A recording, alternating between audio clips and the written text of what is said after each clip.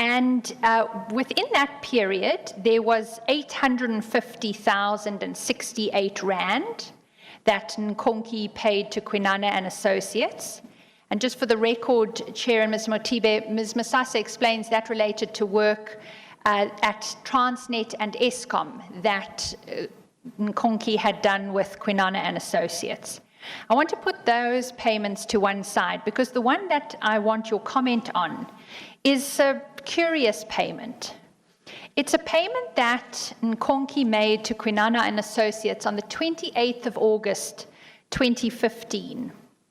And Ms. Masasa explains that payment in her affidavit, and if we can just go to it, you'll find it in DD19C, the file we've been in at page 42.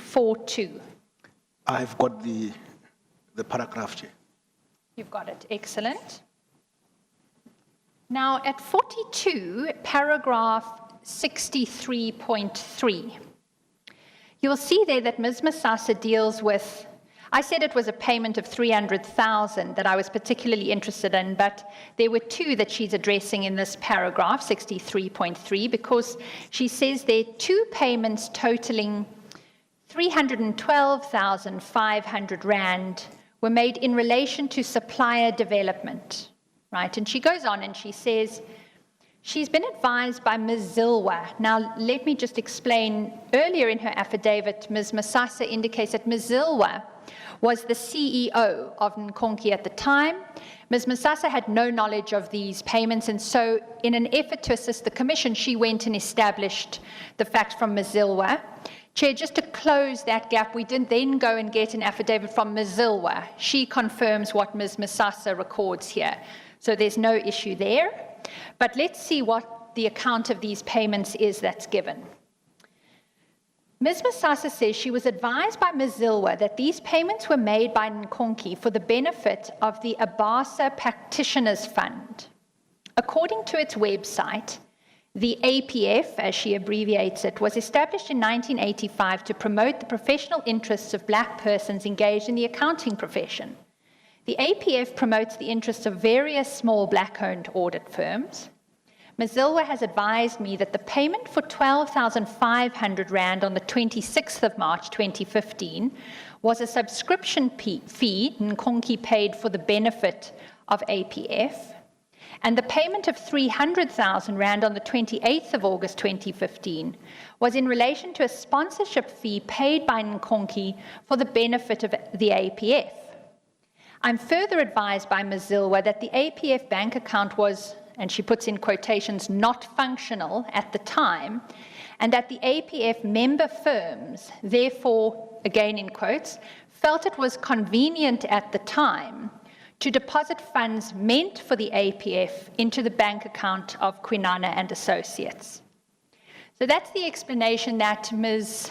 Masasa was able to obtain from Ms. Zilwa, the former CEO of Nkonki. Now, Ms. Mothibe, can you help me? Do you know of the Abasa Practitioners Fund at all?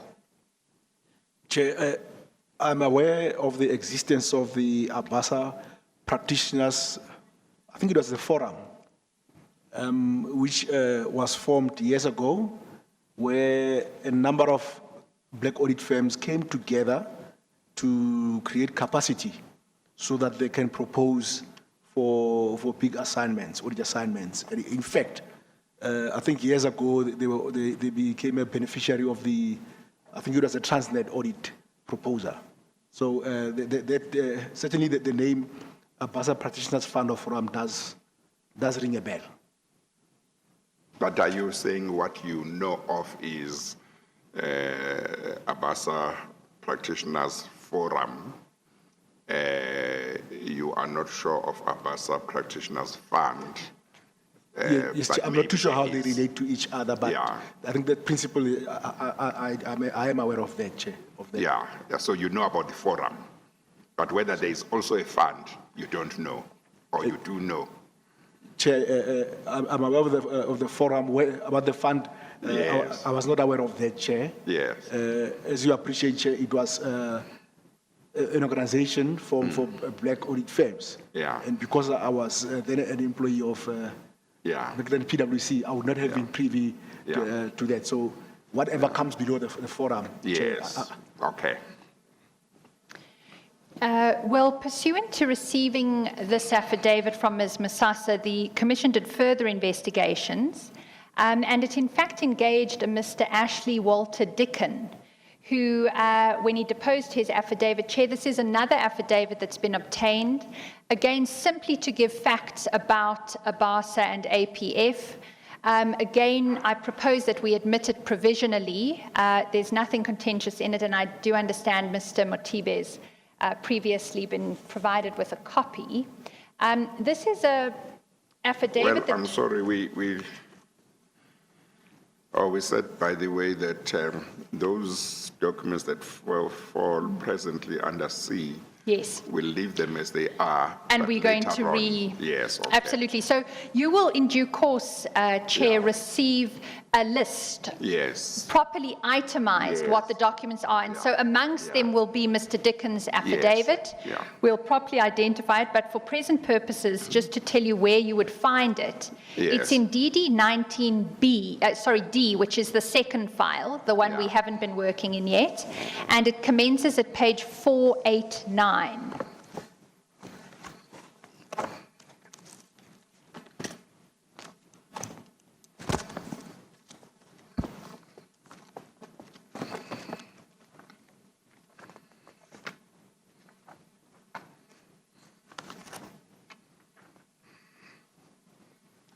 It's headed 489. 489.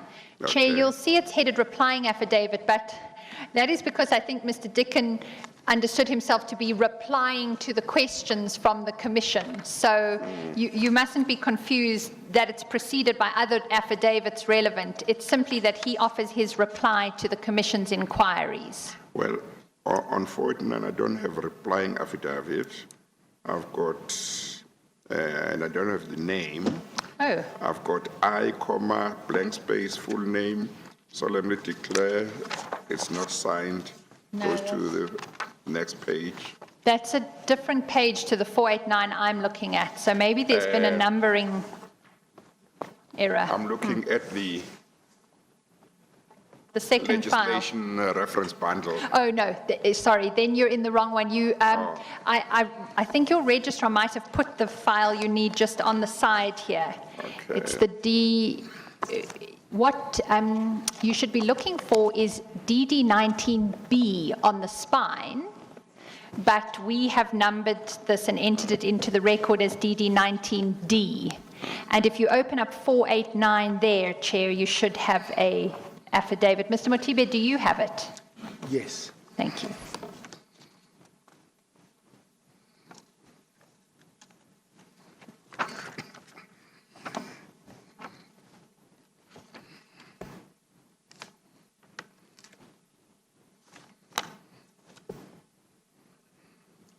Well, looks like there are challenges. Oh, no.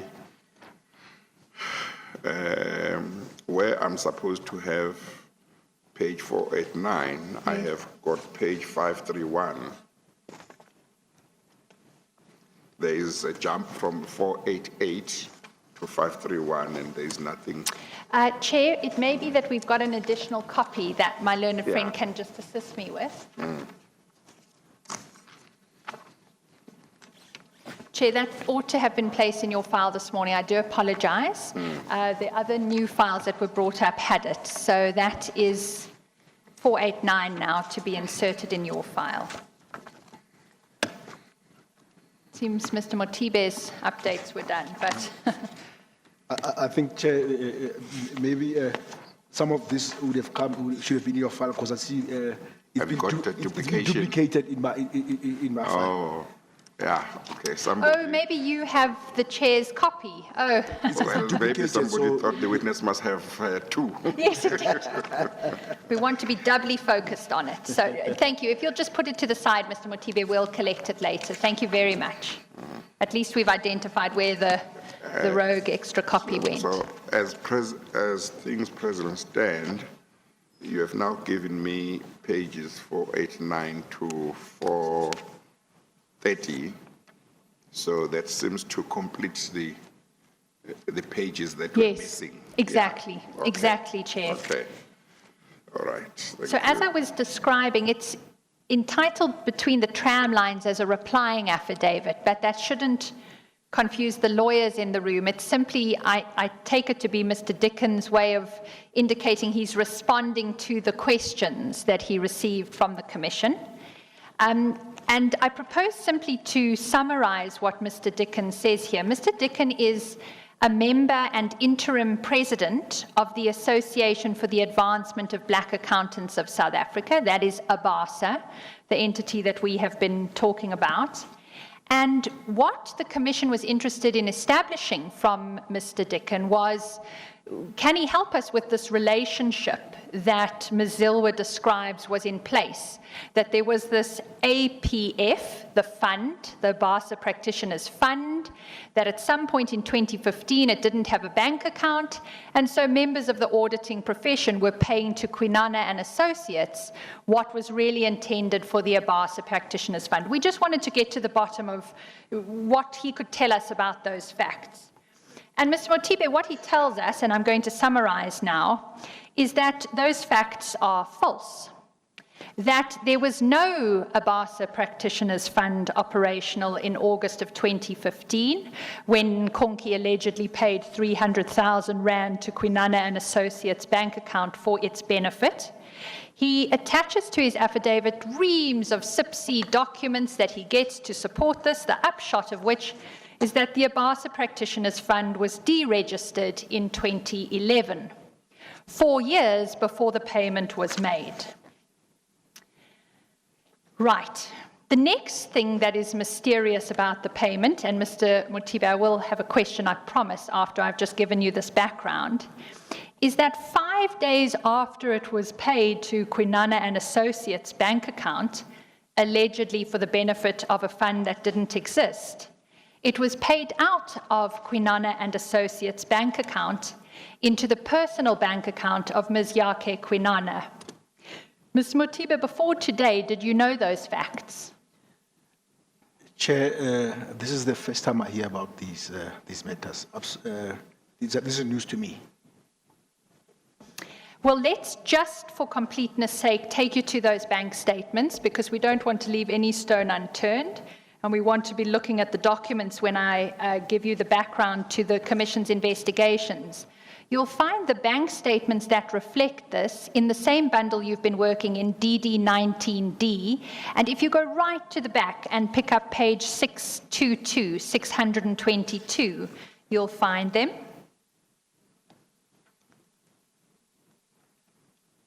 Chair, I do have sight of them.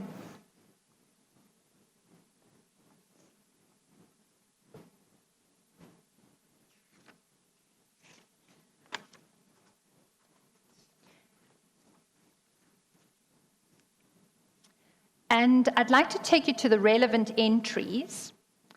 Page 622, you'll see at the top the account name is Kwinana and Associates Gauteng. GAU is short for Gauteng Inc. And you'll see there are 3 dates there reflected on the left-hand side. The first is 2015-08-28. That is an ABSA cash I don't know what that's standing for, CT ad hoc TRA, I think that's transaction. And that's an amount of 100,000 Rand in the top line you can see going into the account. And then the one that we're interested in, the payment from Konki Inc. to Kwinana and Associates, is the next entry, 2015-08-28. It says internet payment credit, and then you see 300,000 Rand there. Do you see that, Mr. Mothibe? I do see that, Chair. So that's how the Commission was able to identify 300,000 Rand being paid by Nkonki to Kwinana and Associates on the 28th of August 2015. And then you see at page 6, sorry, let me just get this right. Right. Then you have to go over to the next page, 623, which is the next page of the Kwinana and Associates account. And what you'll see there in the last line is an entry on 2015-0902. Do you see that? The last line is a 2015-0902 entry, and you'll see there what gets paid out of the account is 630,000 rand. Can you see that? I see that, Chair. It's important, Chair, just to go back and say, what you are looking at on these statements are transactions in the Kwinana and Associates bank account from the 28th of August to the 2nd of September. It's a period of 5 days, right? And what we've seen is 300,000 rand comes in on the 28th of August. There's 100,000 before that, there are a few subsequent payments after that, and then in a sense the whole account gets debited out, because on the 2nd of September 2015, you'll see that 630,000 goes out, which leaves a balance in the account of 2,795 rand. You see that? So we remain confident in our conclusion that the 300 that came in on the 28th goes out with the 630,000 on the 2nd. And then the question is, to whom does the 630,000 payment, which includes the 300,000, go? And for that purpose, you go to the last page, which is page 624.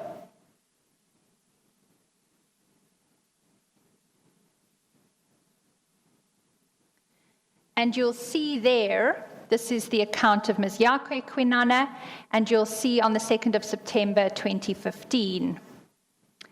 Let me tell you how many lines down, 1, 2, 3, 4, 5, 6, 7. It's the 7th date entry on the left. You'll see next to it, it says iBank transfer settlement, and you'll see 630,000, confirming that that amount came into that account. Is that the one written settlement? Yes. iBank transfer? Yes. And then is it the 630. account number that's given immediately under transfer? Correct. Yes. Okay, yes. So that's how we track the movement of the money, Chair. Just to explain the facts as I was detailing them for Mr. Mothibe. And what that tells us is 28 August. Yes, Chair. So if Ms. Zilwa and is it Ms. Masasa? Indeed, Chair. If their version is true, that this was money that they paid to, that was paid to Kwinana Associates and Associates Inc. for the benefit of ABASA practitioners, and if it is, if you are right indeed that in the conclusion that that's the money that goes out into Ms. Kwinana's personal account, then on the face of it, it appears that money that may have been intended for ABASA practitioners ends up in her personal account. Yes. If, of course, their version is not true, it was never money for ABASA practitioners, then that's also something else. Indeed, that, Chair, we can't probe further without Ms. Zilwa attending. Yes, And again, I must emphasize, Ms. Masasa says she has no personal knowledge of this. She relies on Ms. Zilwa, and Ms. Zilwa tells her this, and then we go to Ms. Zilwa to get confirmation of these facts, and she provides it to the Commission. So Ms. Zilwa's version is it went to Kwinana and Associates, but for the benefit of the fund. Right. Yes. Chair, and I think you are right to emphasize that Ms. Musasa is not her version. It's what she says she was told. Indeed. And she accepted what she was told. And she can take it only that far, which is why we deemed it appropriate to go to Ms. Zilwa to get the confirmation from Ms. Zilwa. I'll take you there in a moment. So that is Ms. Zilwa's version to this Commission on affidavit. I accept only on affidavit. This hasn't been probed with her. But what our further investigations tell us are really two things. The ABASA Practitioners Fund did not exist in August of 2015, right? The second fact we uncover is that when we track the money in the account from the 28th of August to the 2nd of September, we can see it is paid out on the 2nd of September with other funds to Ms. Kwinana's personal account. But Chair, I absolutely accept the point. What we still don't know is whether Nkonki pays with the intention that it be paid, albeit to a fund that doesn't exist. Against their intention, it then gets paid to Ms. Kwinana. That we don't know, and that I certainly can't take further today. But the facts nonetheless are, it ended up in Ms. Kwinana's bank account. And the version before the Commission today from Ms. Zilwa, albeit on affidavit, is that it was paid for the purposes of payment to a fund that didn't exist. So, Mr. Mothibe, that takes me to the point at which I would like your assistance as the joint auditor of Nkonki. If you learnt, as you have today, that Nkonki made... Of SAA. Did I say of SAA? Sorry. Joint audit partner of Nkonki for the audit of SAA. Indeed, Chair, I apologize. If you learned that Nkonki made a payment to the audit firm of the director of the board of SAA at a time that it was doing joint audit work with you, and it were to be established that that payment was gratuitous, and I say gratuitous in the sense that it's not for services rendered, it's just paid, and unrelated to any work performed, would you regard that as a compromise to Nkonki's independence in its audit work? Chair, that would have certainly raised concerns from my side, and I would certainly would have raised it with our risk management department for advice on how to deal with the matter.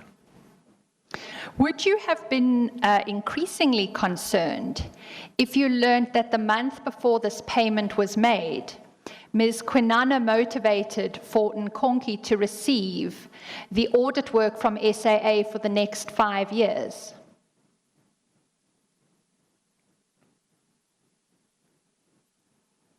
It would have certainly formed part of the input I would give to risk management, Chair. I'm sorry, I think your voice has gone down again. My shoulder, Chair. My elbow was on the...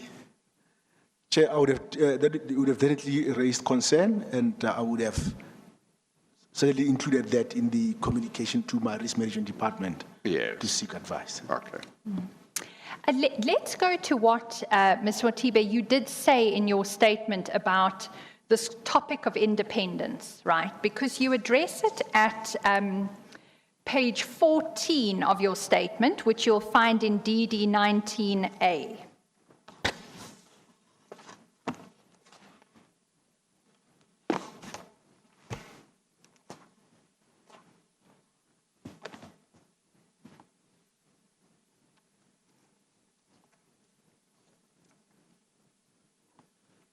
Page 14 contains the last paragraph of your statement.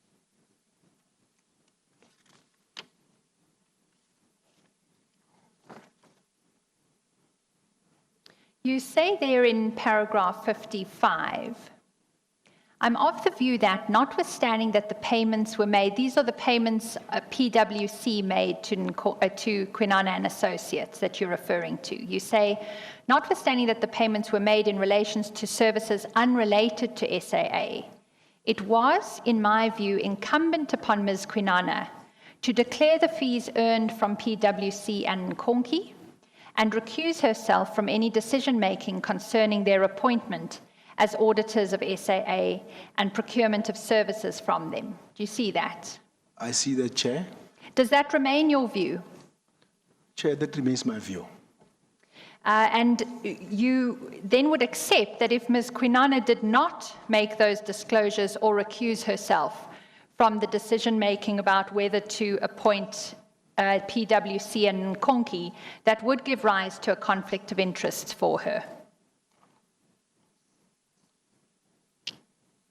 Chair, that would be the case. Your voice went Chair. down even further. Chair, that is correct. That would be the case. Okay. Were you aware that Ms. Kwinana never recused herself from the board meetings at which these decisions were taken?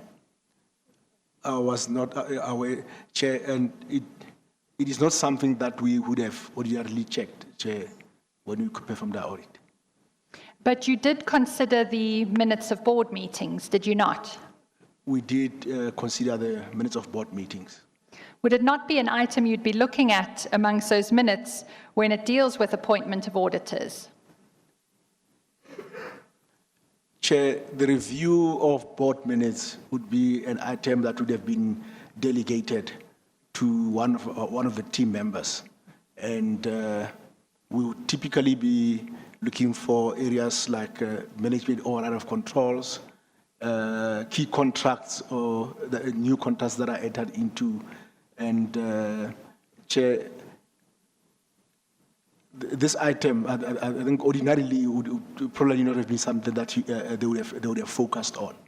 But shouldn't they have? PwC was entering into joint business relationships with Ms. Kwinana's audit firm. That was enough to make PwC concerned about the impact of that relationship for independence. Shouldn't it also have been checking that Ms. Kwinana, the director of that firm, was not having anything to do with the decision-making to appoint PwC? Chair, when we entered into the joint business relationships, we had already gone through a thorough process through our JBR process to ensure that the revenues earned from such contracts would not be material, and there's no risk that they would have impaired the independence of both parties. So already at that level, Chair, we are comfortable that the contract, whatever we had entered into, was below the thresholds. So, and that, Chair, gives one a great level of comfort. Secondly, Chair, typically when the requirement to disclose interest in contracts, it typically relates to contracts relating to work done within the entity. So, in that, we had not entered into any contract with Ms. Kwinana relating to work relating to South African Airways or any of its subsidiaries for that matter, Chair. Ms. Mothibe, I have to pick up on one aspect of your answer. You said PwC had gone through a thorough process to confirm that its independence was not compromised, correct? That is, yes, the JBR process. Yes, but your evidence before the break was that you readily accepted that in respect of the PRASA bid, no process whatever was followed. No. Correction, Chair. I think what I'm saying, Chair, and I stand by it, is that, Chair, we've got a thorough process that we recommend within PwC. And that the expectation is that for every partner and for every person wishing to enter into a relationship with, in fact, with any of our existing clients, there is an independence process that they have to follow. If we are to enter into a joint business relationship, the PwC has a process designed to ensure that we identify we identify and we confirm that there is no threat to our independence should that joint business relationship proceed. Chair,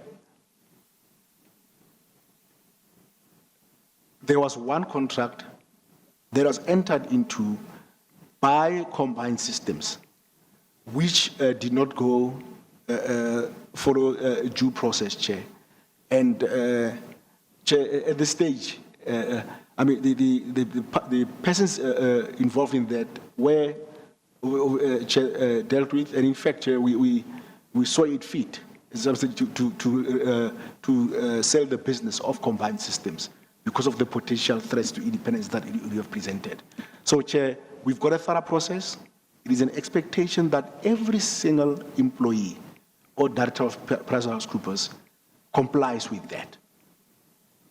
And I'm comfortable that, Chair, everything that goes through that process, should the JBR office say, yes, you can continue, then Chair, yes, we can take comfort in that process. Ms. Mothibe, in fairness to you, I must put it to you. If you don't follow the process that is prescribed, it cannot be described as having been thorough. Do you accept that? Chair, we acknowledge that there was a failure by one of our subsidiaries to follow process, and that was appropriately dealt with. It does not mean, Chair, that the process that we have put in place does not work. Ms. Mothibe, I put it to you that that is precisely what it means. Chair, what we had identified is that one of our companies did not follow due process, and that has been addressed. That matter was fully addressed, Chair. Mr. Mothibe, you came on to this point, and I had to ask you about it because in your answer to my question about the conflict of interest on the part of Ms. Kwinana, you went back to describe a thorough process, which I understood your previous evidence had conceded had not been thorough. But let's put that to one side for now. We're focusing on the conflict of interest that Ms. Kwinana has if she does not recuse herself. And I had put to you, would it not have been a requirement of your team, the PwC team, who knows it's entering into a joint business relationship with Kwinana and Associates, to satisfy herself that she is not making decisions to employ you each year for audit work? And I understood your answer to be, they don't need to do that because we've got a thorough process. Is that correct? Chair, I said that in the review of minutes, there are certain items that we focus on. And this area was not one of the areas that we had focused on, because we were from my side, Chair, I was comfortable that there was process followed when it came to ascertain whether or not the joint business relationships that we entered into with Ms. Kwinana did not in any way impair our independence. Well, the prior process that you talk about, that is meant, as I understand your evidence, to discover if there is conflict of interest. Is that what you called, is that the JPR, the process followed before you enter into a joint business relationship? Yes, Chair. It is done through what we call a JBRI system, where the risk management team runs through the process to vet information that we have received from a potential partner and ourselves to ensure that we do not breach the thresholds, and that also the other factors that we consider to ensure that we maintain our independence at all times. But would the people who would have been in charge of that process, would they have seen minutes of meetings at SAA at which Ms. Kwinana may have sat where she probably should not have sat? Chair, those persons are not part of the audit team. They would not have access to those minutes because, yes, as you appreciate, Chair, there's confidentiality around client information, and only those persons who are working on the client have access to that. Yes, now, so the only people who could have a chance within PwC to pick up a point such as Ms. Kwinana said in a meeting which made this decision where she should not have said, the only people who could have picked that up would have been your team, isn't it? In other words, the team, the PwC team that was auditing SAA, whether when you had joined the team or not, but that's the team that should have picked that up, that had a chance to pick that up. Chair, in the review of minutes, and when you typically review conflict of interest matters, it's, as I indicated, it is typically it's on contracts relating to the company itself. So certainly to the extent that if we had contracts with Mrs. Kwinana, or Ms. Kwinana, apologies, relating to work at SAA, those items would have obviously been required to have been documented. They would have been picked up. These contracts were outside the scope of the of that, Chair. And this item, Chair, I think it's important that this is more a fiduciary. What you have thought, it should have been a fiduciary requirement or duty on her to disclose, but there is no requirement within the Companies Act for her to make such disclosure.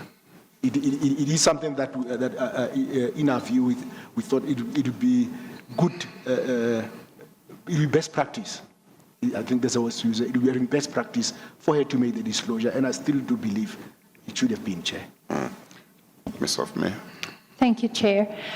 Ms. Mothibe, I'm not going to take those points further, other than to say, do you accept that an auditor must have not only independence of mind, but also independence in appearance? That is certainly the case, Chair.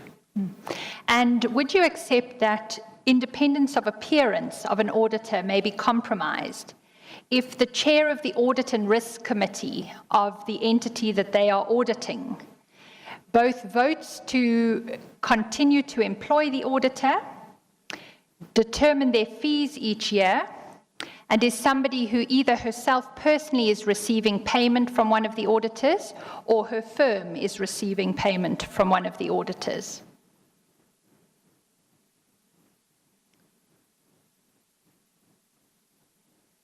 Chair, I think it is also important to note that these joint business relationships are common in the South African environment, Chair, where professional services firms will work within each other in different areas. And so, there would be a requirement also due to transformation and transfer of skills requirements that we've had in our country. So us entering into joint business relationships with other professional services firms, Chair, it's not an anomaly. To the extent that, Chair, Ms. Hovia's question as to whether or not the independence would have been impaired, Chair, we took comfort in the process that we had followed. And, Chair, the appointment of auditors is not only done by one person, but it is done by a committee. No one individual would have excessive influence over the work that is performed by a committee. So, Chair, I do not believe that in this instance, Chair, our independence would have been impaired. I do take Ms. Hoffman's point that independence is not only independence, it's also independence in mind, Chair. And I do understand the issue that she's mentioning, Chair. Ms. Mothibe, I'd like to move to the topic of reportable irregularities. Maybe before you do that, maybe they should switch off this, I don't know, icon, because it doesn't seem to me it makes It's difficult to call it that because instead it interferes. Sometimes I can't hear Mr. Mothibe properly. I think just switch it off and let's see if we are going to get colder. Mr. Mothibe.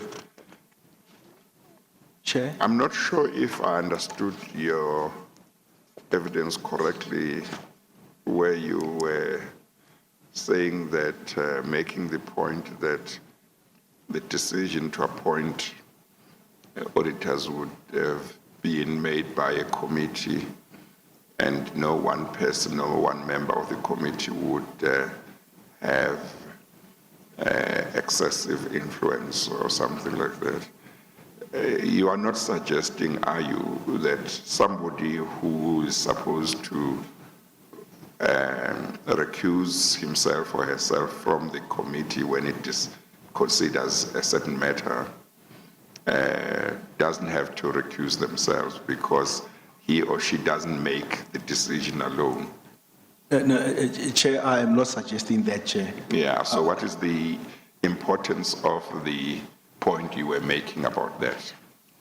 Chair, I think it is more to say the audit committee is made up of a number of persons, and it is a joint, if I can say, a joint decision, Chair. But you wouldn't know whether, for example, for argument's sake, whether the decision was made in your favor because of one vote, and that vote happens to be Ms. Kwinana's vote. I hear what you are saying, Chair. So if you are not supposed to sit, you should not sit, isn't it? You should not be part of the decision making in regard to a certain matter if you are conflicted, and you should not be sitting there. Chair, that is correct. If you are conflicted, then you should be recusing yourself. Yes, okay. Or at least declare it so that it's known. There may be circumstances where you declare it, and if you declare it, no one has an objection, you can continue, but this might not have been one of those situations. Okay, Ms. Hofmeyr, you may proceed. Thank you, Chair. Mr. Mothibe, could you help us with the following question? When is an auditor required to report a reportable irregularity? Thank you, Chair. I will take you to pages DD 1908.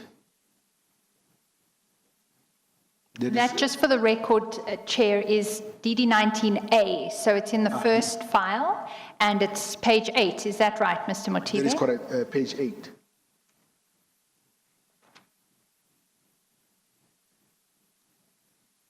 And Chair, that's where we confirm that the Audit Professions Act does place an obligation on an auditor to report to the regulator irregularities where he is satisfied or has reason to believe that they have occurred. Chair, we then also clarify on what we understand to be a reportable irregularity, which is an unlawful act or omission permitted by somebody in a senior management position, which has caused or is likely to cause material financial loss to the entity, which is fraudulent, amounting to theft, or which represents a breach of material breach of fiduciary duty. So, Chair, it is in that respect that there would be a requirement for one to report material irregularity or a reportable irregularity. And in fact, Chair, we had done so at South African Airways for the year ended 31 March 2014. The business of South African Airways was struggling, and we did not believe that they were a going concern. And management had not put in place a business rescue plan or of taking measures to give us comfort that the business would in fact be a going concern. At that stage also, government had turned down their request for a financial guarantee. And Chair, we then dispatched a letter to a regulator informing them of the challenges, also that it could be seen that the business the directors are trading recklessly. And subsequent to us sending a letter through to the regulator, the Department then of Finance provided the required guarantees, which then allowed us 30 days after we have dispatched the letter as required by the Act to inform the regulator that the said reportable irregularity is no more continuing, Chair. So we do consider such, and where appropriate, we do report these irregularities to the regulator as required, Chair. I was not aware of that before your testimony. Did that relate to the 2014 financial year? That is correct, Chair. It was with regards to the 2014 financial year. And just remind me, when did you take over the auditing function? It was for the 2014 financial year. So it was in my first year of engagement. And let us look at those requirements, because you have summarized them helpfully for me at page 8 of your statement. Just want to be sure for the rest of our discussion this afternoon that we're on the same page about your understanding of reportable irregularities. Is it correct that a reportable irregularity, on your understanding, requires there to be an unlawful act or omission committed by a person responsible for the management of the entity? That is correct. And then that unlawful act or omission must do one of 3 things. Is that correct? That is correct, Chair. It must either cause or be likely to cause a material financial loss to the entity. Is that correct? Or associated entities? That is correct. The second is that it is fraudulent or amounts to theft. Is that your understanding? That is correct. Or it represents a material breach of fiduciary duty. Is that correct? That is correct. And you also accept that you don't, as the auditor, have to be satisfied that these requirements are met. You simply have to have reason to believe that these requirements may be met. That is correct, Chair. So there is an element of judgment that needs to be applied. Yes, but it's a lower bar than being satisfied. Do you accept that? That is correct, Chair. Thank you. Now, the Commission, over what is now about 2 years, has received evidence related to a number of transactions taking place within SAA and its group of companies, which we have drawn to your attention before today and which you address in your statement. Is that correct, Mr. Mothibe? That is correct. I'd like to focus on 2 of those transactions. The first is in relation to air chefs. And you'll recall that you were asked about that. Yes, that is correct, Chair. And just to find it in your statement, it's at page 9 of your statement, which is in Exhibit DD 19A at page 9. That is correct, Chair. And Chair, in the last third of that page, you'll see a heading against what is effectively paragraph 40A, which says 28 September 2015 decision by SAA board. That's the decision relating to air chefs, is it not, Mr. Mothibe? That is the paragraph, Chair. Thank you. Now, the first thing I just want to understand, because I wasn't able to discern this perfectly from your statement, I want to know, when you were doing the audit work at SAA, did you, as a fact, consider this award when you were conducting the audit? Chair, this award did come across our audit areas, yes. Okay. We did have sight of these board minutes. And you concluded that there was no reportable irregularity then? Chair, when we looked at the facts that were presented to us, it did not trigger a reportable irregularity censor, if I can put it like that, Chair.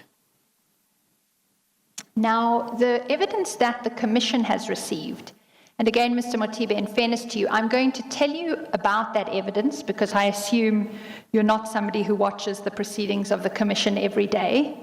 But I'm mindful of the fact that that might not be evidence of which you were aware at the time. Once I've done that, I'm going to take you to the documents that you would have been aware of at the time. But I want to give that background because that's the evidence before this Commission. And it's the reason why the Commission was interested in understanding from you why this was not reported as a reportable irregularity. Chair, that evidence came principally from Ms. Mshe, who gave evidence in the middle of last year, June, July of last year. Just for record purposes, her evidence is contained in Exhibit DD 15. Now, you'll recall, Chair, that what Ms. Mshe told this commission was that SAA had gone out to tender for domestic lounge catering services. It had gone out to tender because at that stage, before the tender, its subsidiary Air Chefs had been providing that service, but there were concerns about the standards of the service, there were lots of customer complaints, and so SAA took a decision to go out and tender and see if it could improve things. Her evidence was that they ran a full tender process, that it was lawful and regular, that amongst the bidders for that process was Air Chefs, and that at the conclusion of the process, Air Chefs was not selected, but LSG Sky Chefs was selected and awarded a contract for 85.8 million rand for 3 years. Now that is the background to the Air Chefs tender that we received at the Commission. What Ms. Mshe also went on to tell the Commission was that there was an unfortunate presentation that the SAA board had to make to Parliament on the 2nd of September 2015, shortly after this process had been run. And Ms. Mshe's evidence was that during the presentation to Parliament, the chair of the board of SAA, Ms. Mieni, had received some tough questioning about the fact that SAA had chosen to award this tender to LSG Sky Chefs when it had Air Chefs, its subsidiary, who provided the services. And Ms. Mshe's evidence was that Ms. Mieni was not in a position easily to answer the questions, and that after that session, she became very angry and demanded from Ms. Mshe that the award be withdrawn from LSG Sky Chefs and awarded to Air Chefs. And she was supported in all of this by Ms. Kwinana. Mr. Mothibe, were you aware of those facts when you were auditing SAA at the time? Certainly not the detail that you are providing, Chair. What did you know? I was aware that there was a tender which was previously awarded to LSG, which Air Chefs had lost, but then a business decision had been made, was then taken to rather insource the provision of that catering to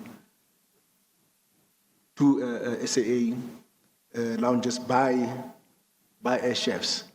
So what I was aware of is that there was a decision to rather insource the provision of service instead of giving it to a party outside the group.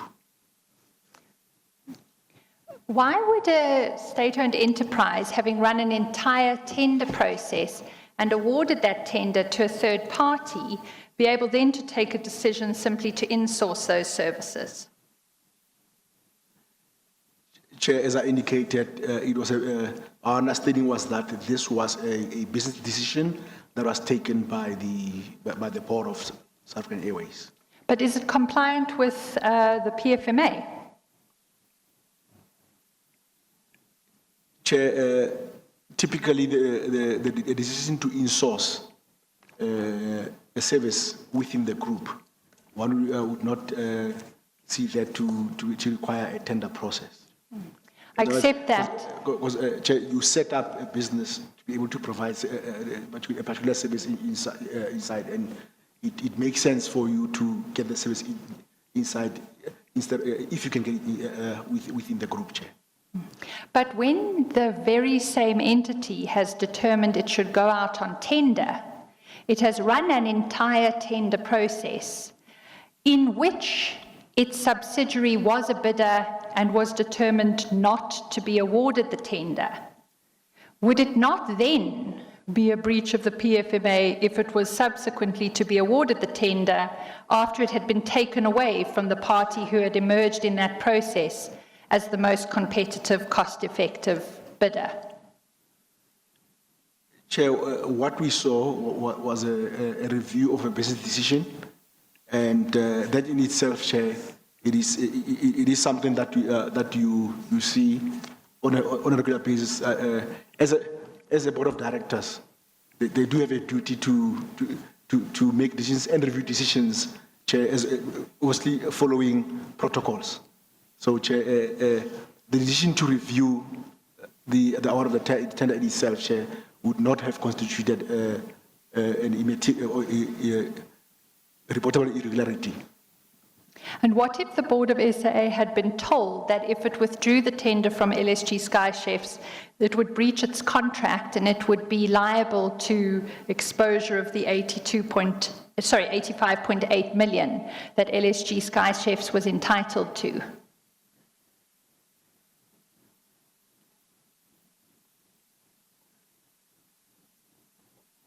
That, Chair, is then something that, yes, the board would have to consider in making that decision.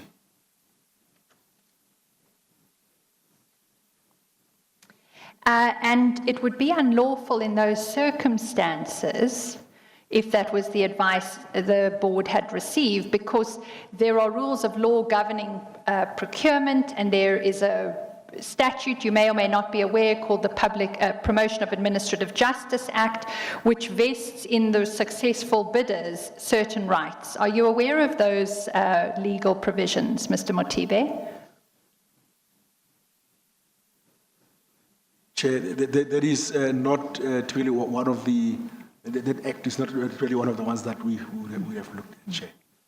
Are you aware that the Board of SA at the time was advised by its own internal legal department that if it went ahead and did this, it would be acting unlawfully under the Promotion of Administrative Justice Act? Chair, I became aware of it, Chair, when I saw the information here in the pack, but when we were conducting the audit, Chair, from the extracts of the minutes, that one, so no, I was not aware. But you did confirm for us earlier that this was a particular award that you did consider, correct? As in, yes, it was brought to our attention, and we are aware that, but the details they're being packed out, not in the kind of detail, Chair. So you didn't call for the documents that served before the board when it took this decision? No, I did not call for the documents, no, Chair. Should you not have done that? Chair, on the basis of the information that was provided to me, I took, because the work was delegated and we had requested a summary, an extract, all the salient features. I took it that all the information that I needed to make the decision was included in what was provided to me. Okay, so I take it you didn't see the memorandum that Ms. Mshe prepared for the Board of Directors on the 20th of August 2015? No, Chair, I did not see that memorandum. You'll find that in Exhibit DD 19C, so that's the first file, Chair, at page 132.3.1, so 132.3.1. I have the document, Chair.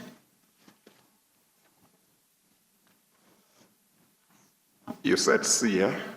Yes, which is in fact in file 1, Chair. Oh, okay.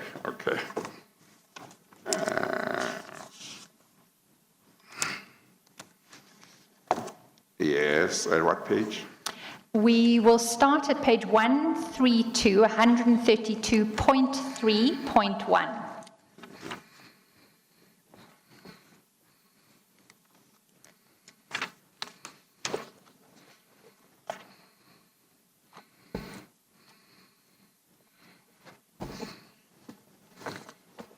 Yes. Thank you.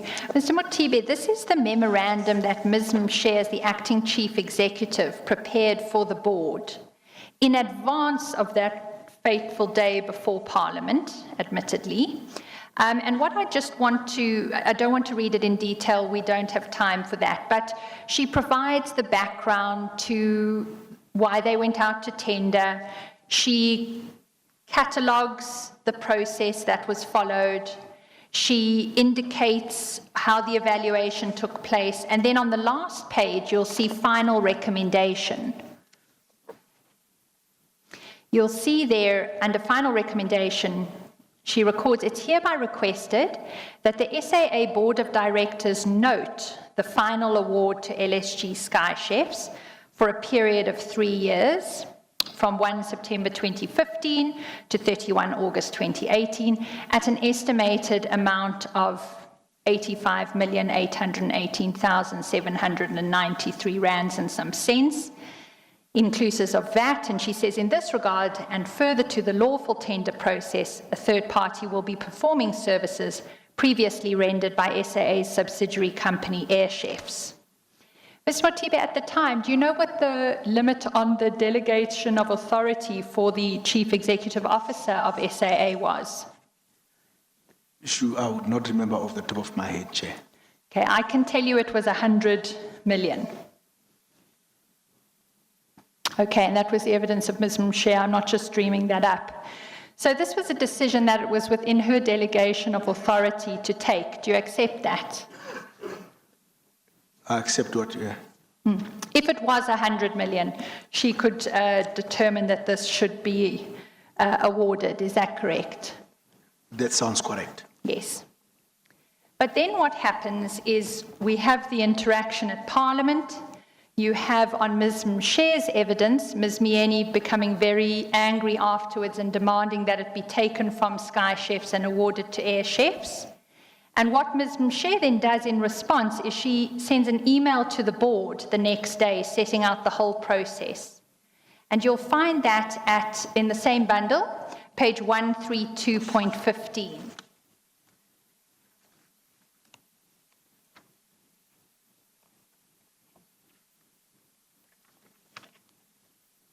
Is it 15 or 50? 15, apologies, 15.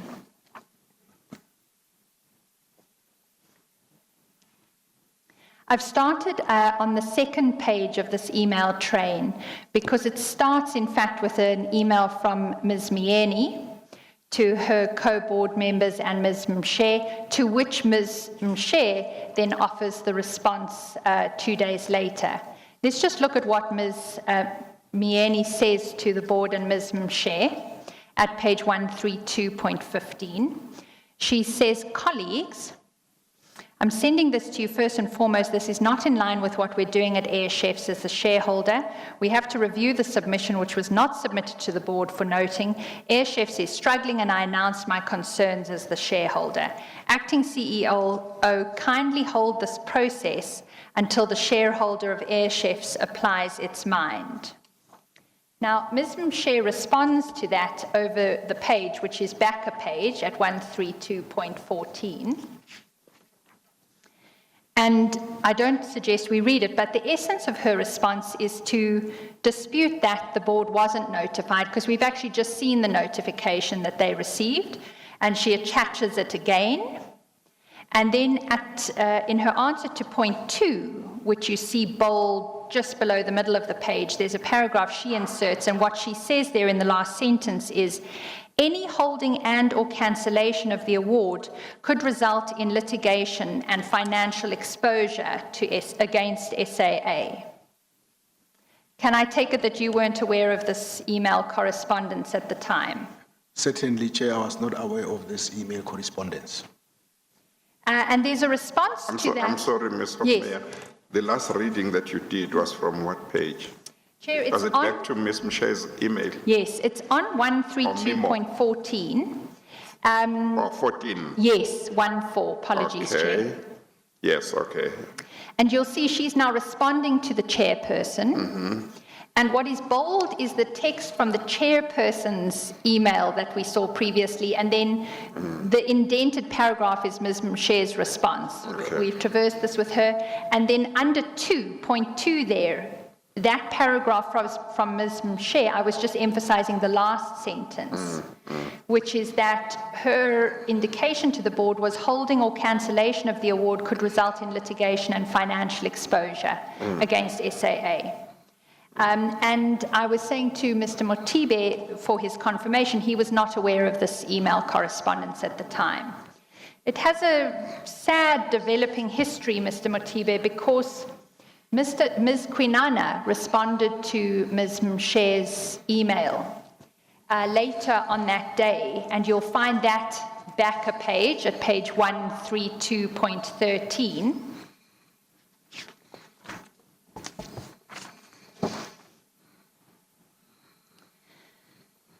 She says the following. I'm going to highlight some parts of it, Chair. You'll find it in the second half of the page on page 132.13. She says, I note that Air Chefs also responded to this bid, meaning that if it is not what they do, which I doubt, is something they would be able to do, why was the board not notified of this decision as per the submission?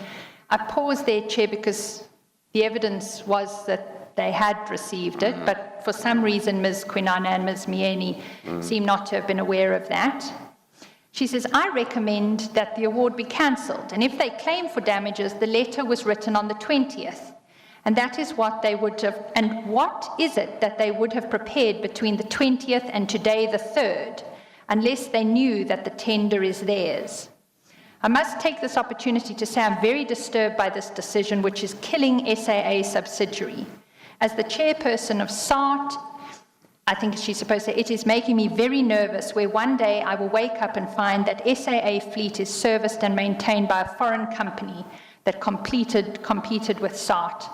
My simple rhetorical question is, if SAA and its subsidiaries were owned by you, would you give business to your competitor even if you do exactly the same business? Chairperson, this looks like treason, and I request this to be investigated by the SIUs. So Ms. Mshe then thought she ought to get a legal opinion to back up her position. And so she did procure a legal opinion from the internal legal department at SAA. You'll find that at page 132.4.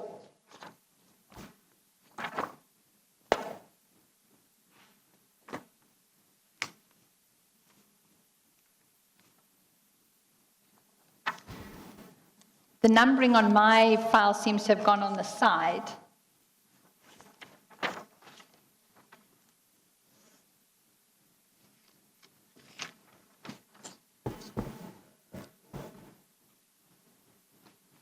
No 1 to 2.4 with me.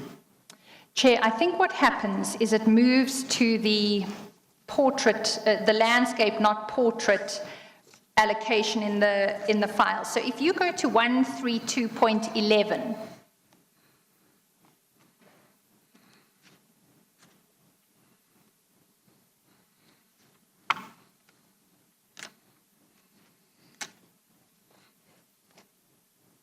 and then you go back a page.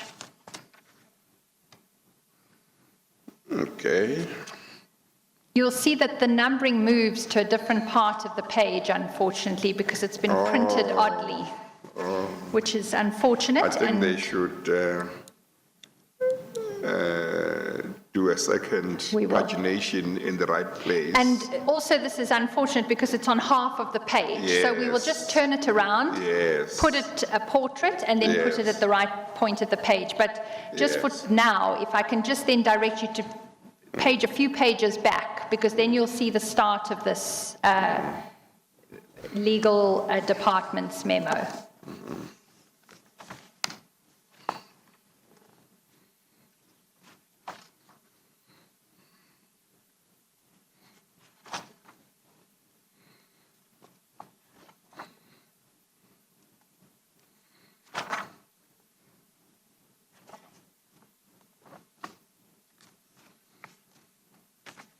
I don't want to read large parts of it, but just to give you the background, what is set out in this memorandum is the background that Ms. Mshe already gave in her evidence, that it was a business decision to go out to tender because Air Chefs had been providing the service. There were numerous complaints. It was determined to see if there was a better service provider. They'd gone to tender. Air Chefs had been one of the bidders. It had not won the bid. And then the conclusion is really as follows, Mr. Mothibe. It's first that the tender itself, that process was run fairly and lawfully. It's second that if the award was cancelled, it would expose SAA to legal action and financial exposure, which would mean financial losses for SAA. It would be unlawful to withdraw the award because it would breach the requirements of the Promotion of Administrative Justice Act. And finally, the legal department recommended that cancelling the tender would also undermine good corporate governance. And all of those issues were then presented to the board on the 8th of September by Ms. Mshe. I won't take you to the document now, but it is in the bundle at DD 19C, page 132.11. So, Mr. Mothibe, that's the background to this decision that the board takes on the 28th of September 2015, nonetheless, to withdraw and award to LSG Sky Chefs. And is it your evidence before this commission that none of that background came to your knowledge when you looked at this? Chair, as I indicated, we had delegated the review of the minutes to one of the members of the team, and the extracts that were provided to myself did not include the detail that Ms. Hofmeyer is sharing. And in the absence of that, we did not believe that at this stage the matter would have been a reportable irregularity, Chair. But shouldn't you have ensured that your team got relevant documents before it? As I do indicate, the requirement is for the team to give an extract of the salient features. So when the matter was brought to my attention, my expectation was that what was provided were the salient features, Chair. And therefore, based on that, we did not believe the trigger for a reportable irregularity did not, it was not triggered, Chair, the census for that, Chair. Do you accept today that these are salient features? Chair, looking at this today, Chair, certainly one would have had to consider these matters, and as a matter of process, Chair, because of of what it is to report or rather to raise a reportable irregularity, this would have gone through the necessary processes within the firm. In your response on this, Mr. Mothibe, which you'll find at the beginning of that file, and which we've entered into the record as DD 19A at page 9,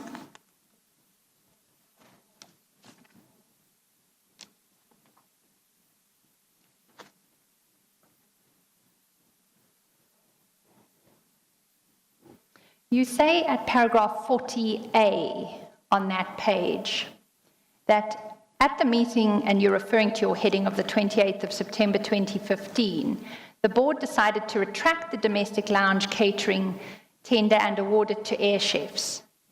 And then you say in the sentence, it is suggested that this was done without following the bidding process. Who suggested that?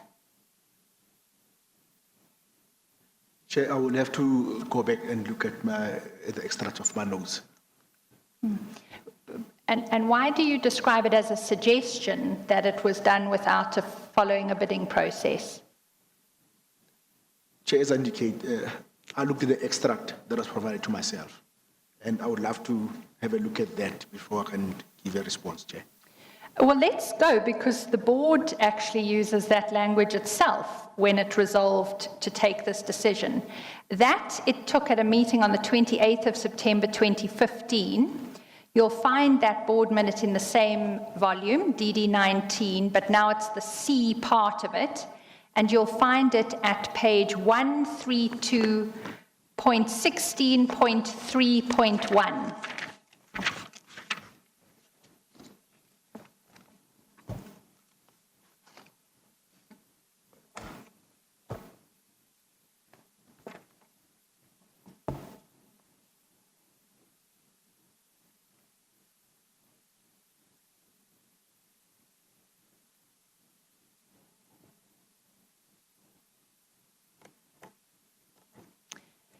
That is the minutes of the special meeting of the SAA SOC Limited Board of Directors held on Monday, the 28th of September 2015. Is this a set of minutes you would have considered when you were conducting the audit? Apologies, I seem to be on the wrong page. Apologies. 132.16, 16.3.1. Oh, I am also in the wrong. Sorry. I missed the 3 before the 1. Apologies. Same here, Chair. Oh, sorry. So 132. No, I think, Mr. Mothibe, if we both got it that way, Maybe Ms. Hofmeyer must have misled us. I must have misled you. I do apologize. Yeah, 132.16.3.1. Indeed. Thank you, Chair. Mr. Mothibe, do you have it? I've got it now, Chair. And my question to you was, were these amongst the minutes that you would have considered when you were doing your audit work for the year? Chair, as I mentioned earlier, we had delegated this role to review minutes to one of the team members. So I wouldn't have seen the full minutes. I would have seen extracts of the key features, what were the important issues pulled out of the minutes. So I wouldn't have had full sight of the minutes myself, no. Mr. Mothibe, do you... A team member of mine would have had access to minutes, yes. Do you accept responsibility for the work of your team? That is correct. Right. So ultimately, whatever processes you put in place, they must be good enough that your team is doing what they should do, correct? That is correct. Right. Do you recall that you were actually yourself sent a copy of these minutes? Chair, as I did indicate, I did not see the minutes. I saw extracts of the minutes. The minutes itself, no.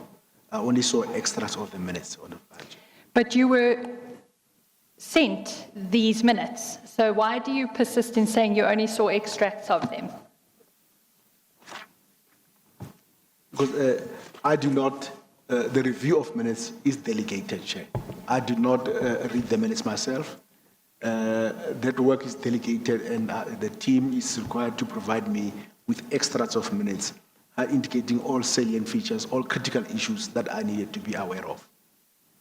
Right, so you don't dispute that you were sent them. As I understand your answer, you might have been sent them, but it wasn't your responsibility to review them. Is that correct?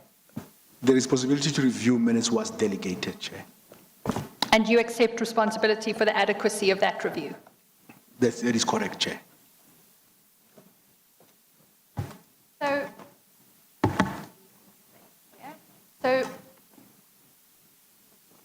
the person in your team who reviewed these minutes would have come across the item dealing with air chefs and would have found that at page 132.16.3.15.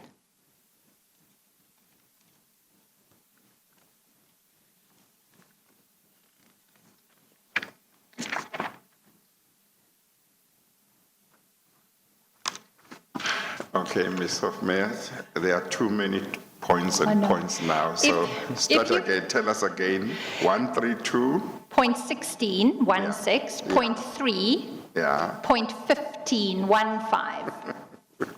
Chair, this, when I see these numerous numbers, I shudder. I apologize.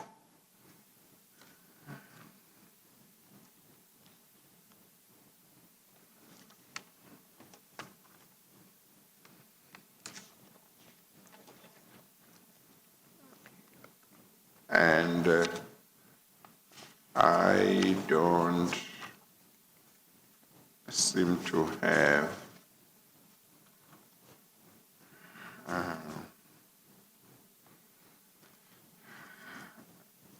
you said 132.16.3.15. Yes, it's actually, if you take the internal numbering of the minute, which you'll see at the top middle of the page, it's page 15 of 17, if that helps, Chair. Hey, at long last. I know, and it's late in the day. I think we're all... Whoever did this numbering, please talk to them.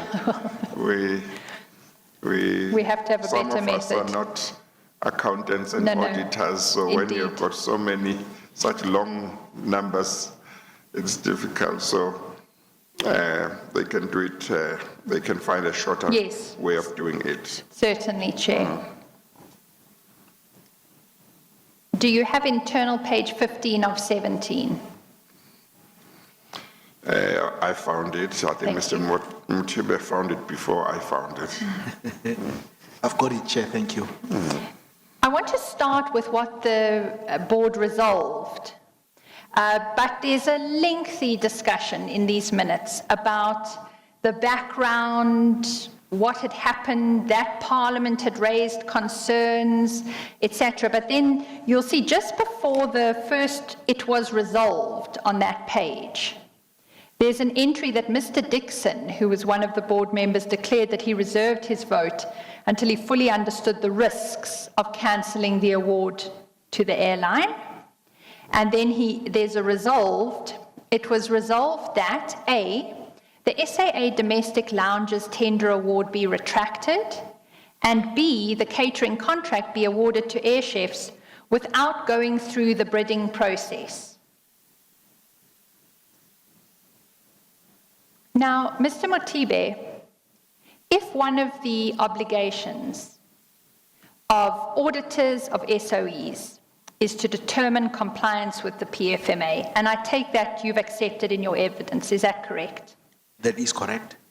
And a member of your team reads this resolution in the board minutes on the 28th of September 2015, that the SAA Domestic Lounge Tender Award be retracted and that the catering contract be awarded to air chefs without going through the bidding process. Do you accept that that should have sounded an alarm? Chair, they would have sounded an alarm. And more should then have been done and required of management to explain why it was that a tender that had been awarded was now being retracted and without going through a bidding process. Do you accept that? Chair, as I indicated, yes, there should have been an alarm, but also other factors need to be considered. And obviously, in inquiring, in getting an understanding as to why they're going through what they're going, you then arrive at the reasonable conclusion. I just want to make sure that we are all on the same page. Would a member of your team reading these minutes have immediately known that HFs was a subsidiary of SAA? Yes, Chair, they would have known. Yeah. Now, if they would have known that, would they have been concerned about this part, even if they took the view, which I think you expressed in your statement, that awarding the contract to HFs would be insourcing, and therefore, in terms of the view you expressed, there would be no obligation on SAA to go out to tender? Chair, there would be a reasonable thing. There would be reasonable also for them to take that view, Chair. Yes, but the point of what I'm asking, I'm trying to evaluate your answers to Ms. Hofmeier's questions, whether if that's the view they held, that this would be insourcing and that it would not be necessary, or there would be no obligation on SAA to go out to tender, would this have raised a red flag or not? Chair, if the view taken was, if they took a view that this amounts to insourcing, and it is a business decision that is taken, Chair, it may not necessarily have raised red flags, Chair, no. Okay, I just wanted to check if we might not be on the same page, but I wanted everybody to know what my query was. Indeed, Of Chair. course, whether or not there would have been an obligation to go out to tender or not might be another issue that might still be looked at. Indeed, Chair. Thank you. If your your team member had read the preceding discussion in this minute, Mr. Mothibe, he would have noted, or she would have noted, on the previous page, that's 132.16.3.14, that the CFO had made a remark against the letter G on that page. See, what the CFO said there is that he was not in disagreement with the sentiment that the business should be given to air chefs. But in his capacity as CFO, it would be remiss of him not to mention that the bottom line impact for the group, should the tender be awarded to air chefs, was approximately 4.5 million, which was far less than the exposure of 85 million should SAA be sued by the preferred bidder for the full contract price. Do you see that? Read that paragraph, Chair. So again, just probing what you would have expected of your team member, taking the chair's point as our starting point, and in deference to your team member, maybe when just the resolution is read, there's some understanding that this is just an insourcing decision. But, Mr. Mothibe, if your colleague had also read G, would not a red flag have gone up? Even if this is insourcing, there's a risk of 85 million rand exposure for SAA if they take this step.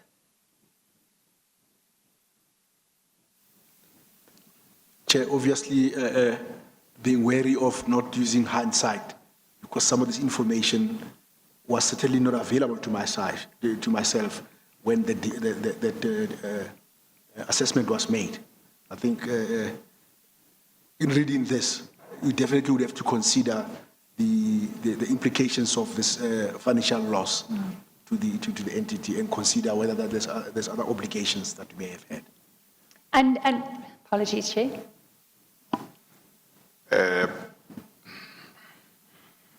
Apart from this, and maybe even if he or she did not see this part of the minutes, what about if he or she knew, because I think he or she would have known, that a previous decision had been made already to award the tender to an outside company?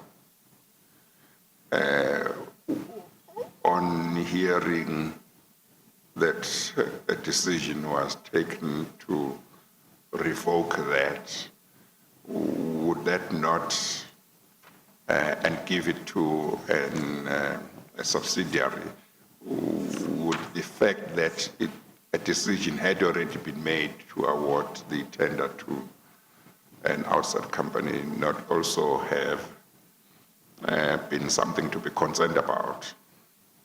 To say, well, if you have already decided to take go out on open tender, and you have decided to award the tender, can you just take it back like that, retract it, and give it to an internal entity? Is that the kind of thing that would not have raised a red flag, or not really, as you understand the position? Chair, it is very difficult, because now I'm obviously responding having read what I've read and having listened to what Mr. Fumere has presented, and I'm worried that one is using hindsight and that. Well, however, Chair, let me maybe put you at ease. When one is dealing with this kind of situation where you're thinking of what would have been, what reaction could be expected from somebody in a certain situation, there may be situations where you are able to say outright, of course, this would have been a red flag. You know, there would be situations where you say no, and then there would be situations where you say, I'm not sure. So that might be a measure that's helpful, a tool that's helpful for you not to use hindsight. So what are you able to say? Because the questions that are put to you by Ms. Hofbeer are aimed at establishing whether somebody should have picked up that this was a potential problem and therefore taken certain steps. I understand you, Chair. Yes. Yes. So going back to, I think my question, because I think it was my question that you were trying to deal with, simply knowing that the company had gone out on tender, bidders had put in their bids, and a decision had been made to award the tender to an outsider. If they are now suddenly retracting it, would that be something that, on your understanding, should raise a red flag with a member of your team? Chair, I would think there would have been reason to ask more questions on the. Yes. Yeah. I think there would have been reason to ask more questions, Yes. Chair. Okay. Ms. Hoffman. And Ms. Mothibe, if we read further in the background to this decision taken by the board on that day, I don't suggest we read all of it, but I can tell you that in paragraph D on page 132.16.3.14, the point is made that the business decision was taken to go out to tender because Air Chefs had in recent years been damaging the SAA brand due to poor offerings. So the person reading these minutes knows that fact, right? Knows a business decision was then taken to tender. The reader of the minutes knows that the CFO is saying if we move this to Air Chefs, there could be exposure of 85 million rand to SAA. And furthermore, the reader actually also knows that the genesis of this difficulty is the questions that the chairperson faced in Parliament, and you find that at I on the page. There it's recorded that the chairperson highlighted that some members of Parliament at a recent meeting of the Standing Committee on Finance had raised a serious objection to SAA awarding a catering contract to a foreign-owned company whilst it had a subsidiary which offered the same services. It might have been useful for Parliament to be told, but we understand from Ms. Mshe it wasn't, that the reason why that happened was because a valid tender process had been run and LSG Sky Chefs had come out on top. Unfortunately, Parliament wasn't given that insight, but all of that background is then before the reader of these minutes. And I take your evidence before the Commission today, Mr. Mothibe, to be this should have raised a red flag and more questions should have been asked. Is that correct? That is correct, Chair.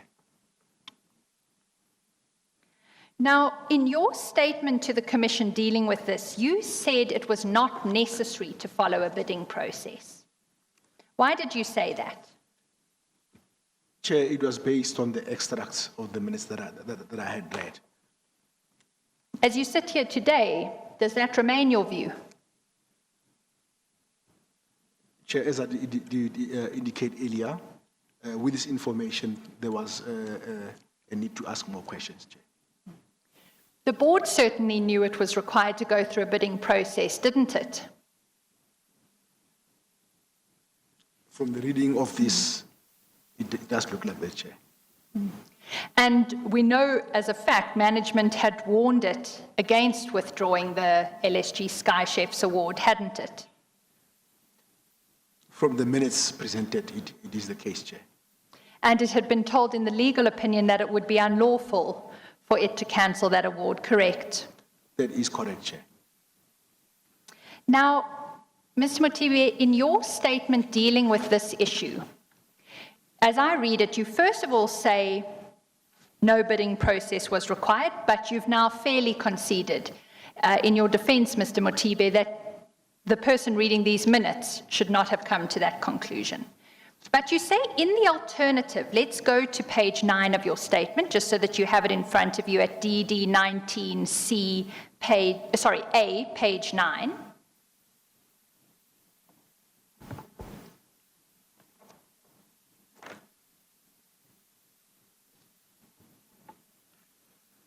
You say you cater for a different situation where the bidding process was required.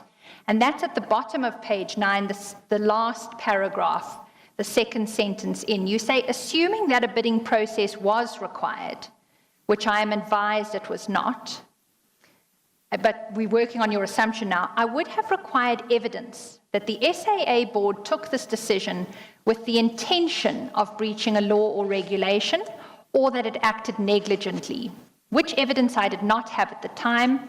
Consequently, I had no reason to believe that a reportable irregularity took place. Just want to pause there for a moment, because this is a point you repeat a few times in your statement. As you've captured the reportable irregularity obligation there, you seem to be indicating that you thought that as the auditors of SAA, you didn't only have to find unlawful conduct on the part of a person responsible for management that had those consequences we looked at. You seem to be saying you also had to find that that decision was taken with the intention of breaching the law, or that it was done negligently. Ms. Mothibe, I don't see that requirement in the Auditing Professions Act. Do you?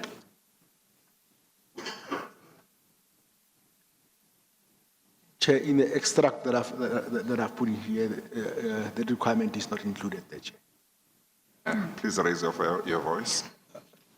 I was saying, Chair, in the extract or in the definition or understanding of the requirements to report reportable irregularity, that matter of intention is not mentioned, Chair. So then I want to put it to you that it was not required of you that you were to establish whether this was done with negligence or intention, was it?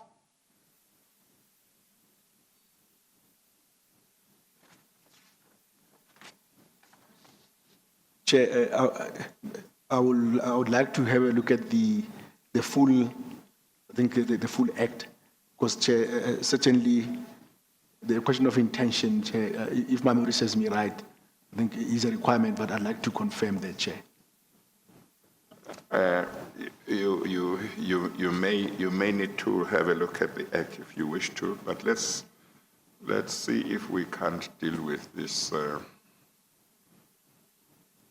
in a different way. When you say in that paragraph that you would require there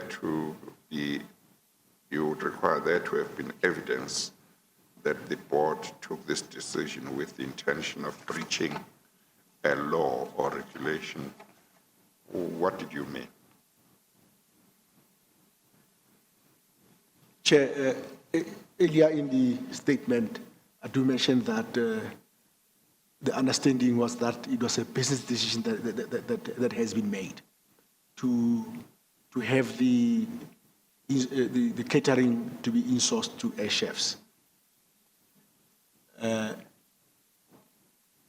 So, Chair, it's to say that if there is a genuine business decision that has been taken, much as the board may have erred, Chair, let me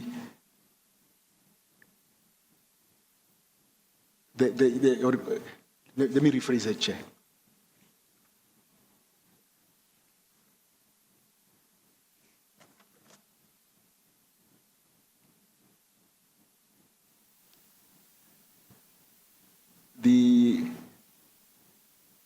The three requirements here, Chair, talk of a material financial loss. It talks of fraud amounts to theft, or it talks of material breach of fiduciary duty. Chair, where these elements occur, Chair, you do sometimes you find that there's an intention, the action taken is there genuinely to defraud or to cause financial loss or to breach laws or regulations and breaching fiduciary duty. I think, Chair, earlier when I responded to Ms. Hofmeyer's question, I did indicate that there's also an element of judgment that is involved. albeit, as Mr. Hofmeyer said, is that the bar might be low. But it is important to understand why decisions are made, what was the intention.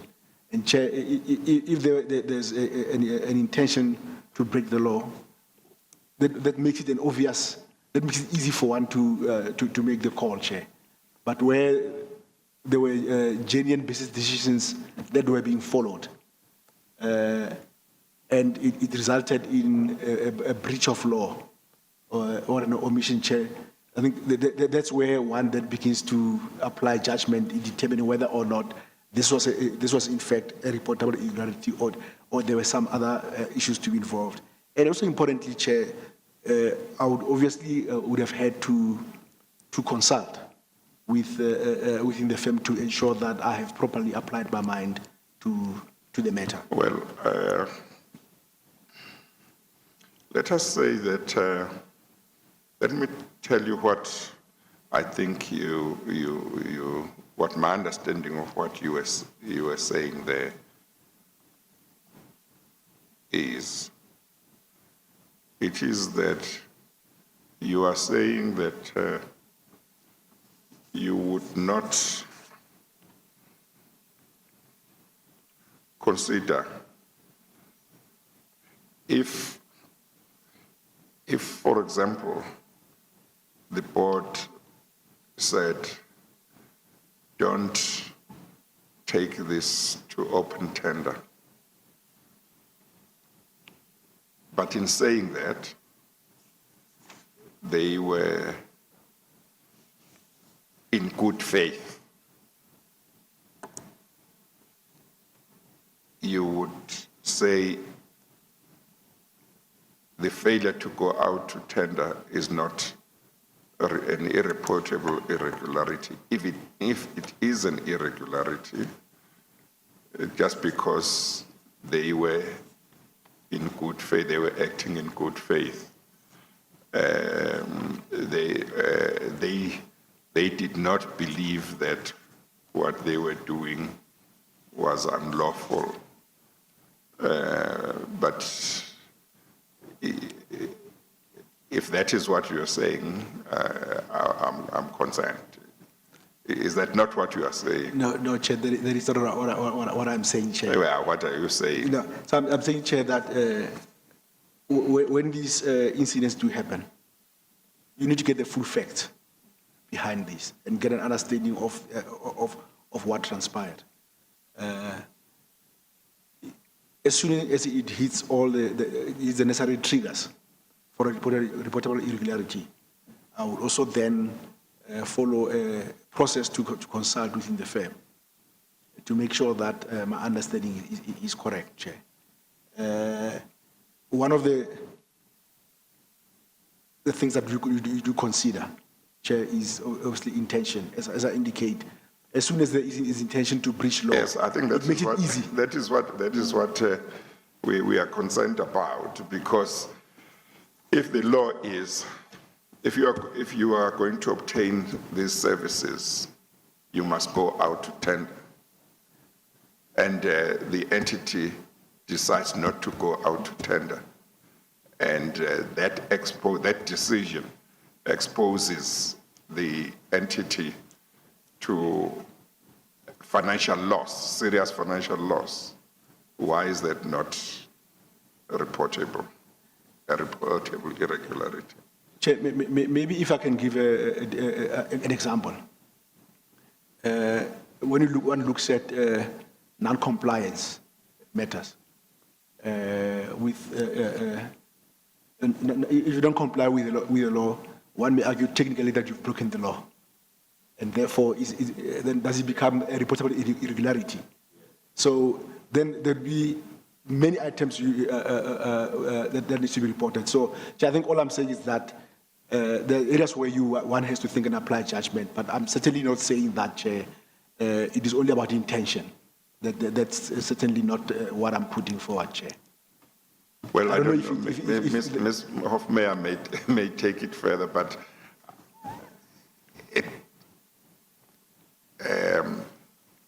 maybe where you want to where you are required to be satisfied whether you are dealing with a situation of fraud, maybe in that situation might be your concern about intention might be understandable, even though, as Ms. Hofmeyer said earlier on, and you agreed with her, that the bar for purposes of reportable irregularity is lower, But maybe there might be something there, I don't know. But other than that, if the law said you must go out on tender and you don't go out of tender, it doesn't seem to me that your intention is of any relevance. Do you agree? I hear where the chair is coming from. Yes, you hear, but you agree. Yes, I do agree, Chair. Okay. That I do agree, Chair. Okay. Yeah. Thank you, Chair. And just to follow that up, because, Chair, you've highlighted in your questions the first of the three criteria for the reportable irregularity. It's the unlawful act plus material financial loss. As you've put it to Mr. Mothibe, there's no intention relevant to that, and Mr. Mothibe has fairly conceded that. I want to submit that also in relation to the third, a material breach of fiduciary duty, intention is not referenced and not relevant. Do you accept that, Mr. Mothibe? I do hear where you're coming from, Chair. Do you accept it? Do you accept that as correct? I accept it as correct, Chair. Okay. Thank you, Mr. Mothibe. It just helps, and also for the record purposes, that we know the common ground between us. Right. So my next question then is to reevaluate what your team did. Because as the chair has put it to you, if there was a requirement to go out to tender, indeed they did go out to tender, a third party was awarded the tender, but then it was withdrawn. Then you have the requisite first unlawful act requirement, don't you, for a reportable irregularity? Yes, if there's a requirement to go and tender, which I was advised, it was not. You were advised how? You spoke about being given a sort of synopsis from the team that said this was insourcing. Did they actually positively state there was no need to go out to tender for this award?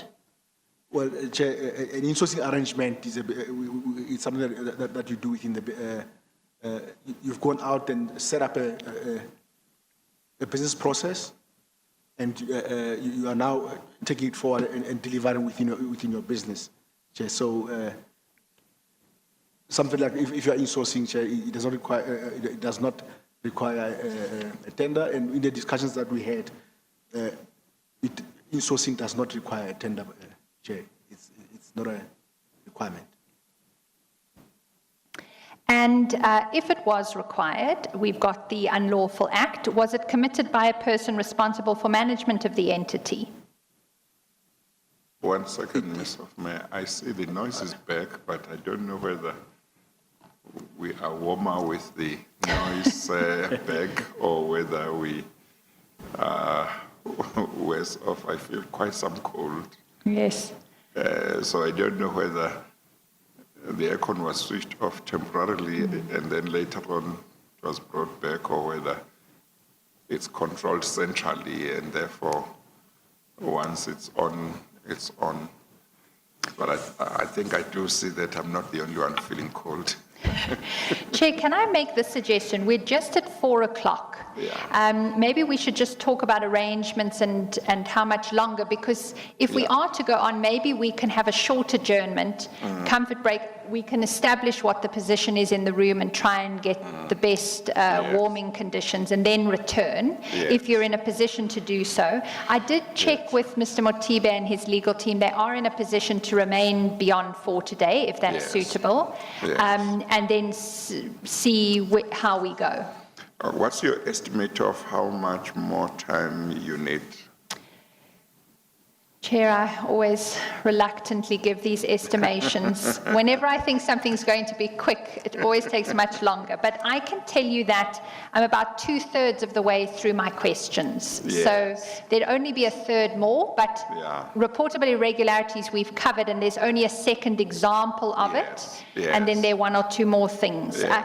I think if we took another hour, I'd make a good advance in Yes. completing, but we may well need to still reconvene tomorrow Yes. for a bit.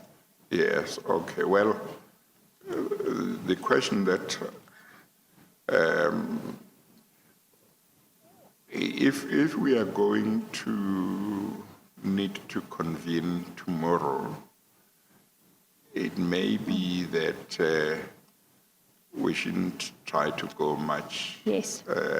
further, but it may well also be that we could go up to 5.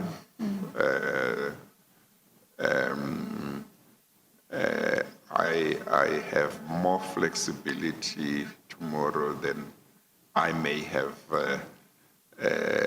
made you believe some time back.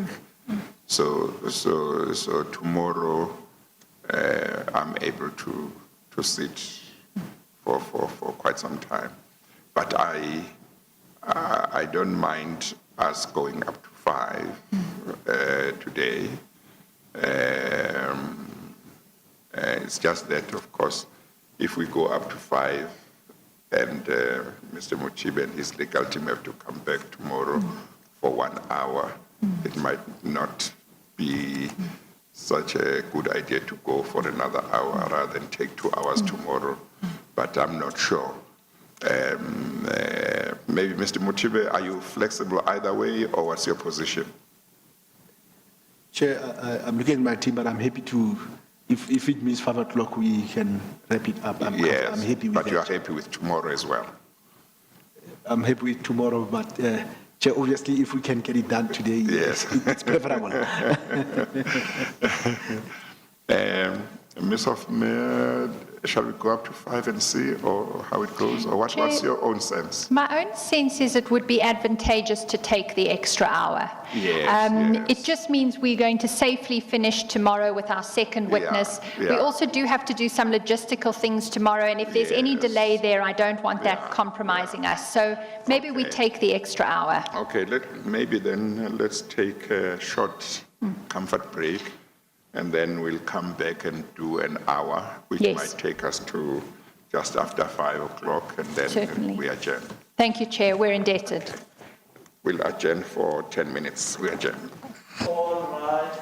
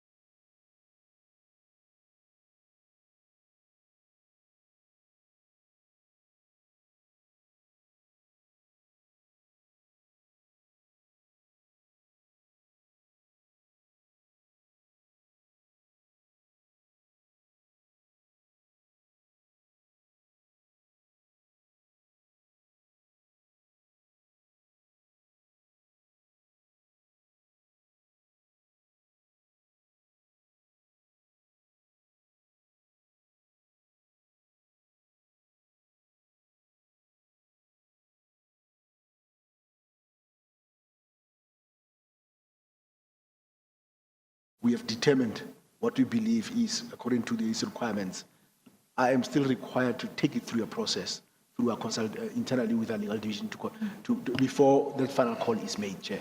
Well,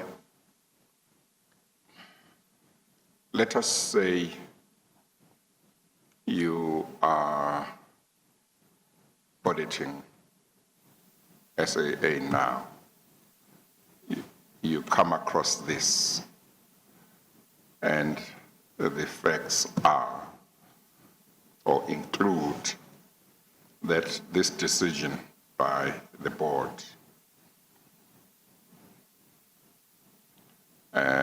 could result in SAA being sued for damages to the amount of 85 million rand by the successful company.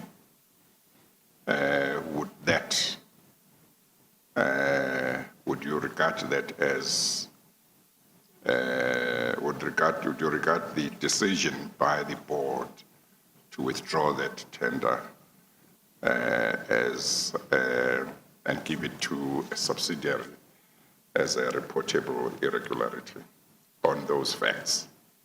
Chair, as I indicated, I would definitely gather all those facts and consult as required by our processes in PwC. So, Chair, the decision to determine whether or not it's a material, it's a reportable irregularity would not only be mine as the engagement leader. I am required to consult internally. What more would you look for in order to make up your mind whether, in your own view, the test for reportability is met, which Ms. Hofmeyer said is, it puts a low bar? Chair, as I indicated, all these requirements would probably have been met. And therefore, Chair, I would have put together the documentation that's necessary to say, these are my views. I do believe there's a potential reportable irregularity. Then I would have to submit that through our consultation process so that they can confirm my thought process before I would report to the regulator if they agree with me. So there is a process that needs to be followed, Chair. I do not make the decision on my own. But is it correct that as you sit there, when you hear these facts, your own view, leave out whether somebody else might persuade you differently, or your own view would have been this was a reportable irregularity?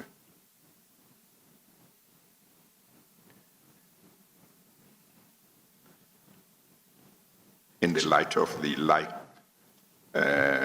potential litigation and the amount involved, and well, Chair, our materiality level at South African Airways was set at 250 million. So the potential damage of 285 million would have been below the threshold of 250 million. So, Chair, one would have. That is why it's important that, because of the other elements that have been breached, it is imperative for one to consult to make sure that you make the right call. I'm sorry. These.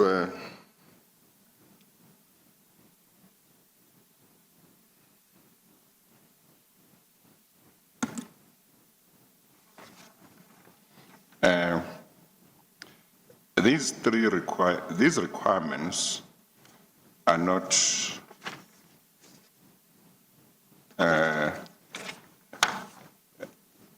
isn't the position that each one of them is enough? Indeed, Chair. To make the irregularity reportable, isn't it? Chair, you don't need to have all three. Yes. That's correct, Chair. But I think you already conceded, and you must tell me if you didn't, when Ms. Hofmeyer was asking you, that the one appearing at 3 on page 9 of your statement, you said that one is met. Is that right? was met in this Chair, case? you're talking about the material breach of fiduciary duty? Yes, Chair. You agreed with that one. I don't know, number two might not, I don't know, yeah. So the one relating to an act that is likely to cause material financial loss to the entity or to any partner or member or shareholder or creditor. That one, do you seem to have some doubt whether that one was met? Chair, yes, because the amount is below our materiality level of 250 million. Yeah. I do obviously consider that the breach was by somebody in management, and also, Chair, my assessment has got to be tested and by somebody else to ensure that I've correctly assessed what has been. The result, Chair, I say I would have to put all the facts together, including the amounts, well, and the fact that there was a breach of fiduciary duty, Chair. Okay. Thank you, Chair. Mr. Mothibe, I just want to pick up on this point that you've emphasized in your recent answers to the Chair about you would need to go to others at PwC to run your thinking past them. Do I understand your evidence correctly when I say that's what you've emphasized? Chair, that is correct. Once such has been identified, there's a process that we follow within PwC to ensure that we have correctly assessed the supposed reportable irregularity, Chair. So there is a process we need to follow. I wouldn't do it on my own directly, Chair, no. But Mr. Mothibe, apologies, do you accept that the obligation under the Act, the Auditing Professions Act, is an obligation that falls on you? The obligation does fall on me, Chair, but I do take guidance. But it is therefore, I would put to you, fair for us to ask you what your determination was, because the obligation under Section 45 you've accepted is an obligation on you, is that correct? That is correct, Chair. And that should be read, I suggest, with Section 52, which indicates that a registered auditor who fails to report a reportable irregularity in accordance with Section 45 shall be guilty of an offence. Are you aware of that section? I am aware of that section. So if you as the individual registered auditor of SAA had failed to report a reportable irregularity, then it is you who would have committed that offence, correct? That would be correct. Thank you. The process that you talk about of consulting others within the firm,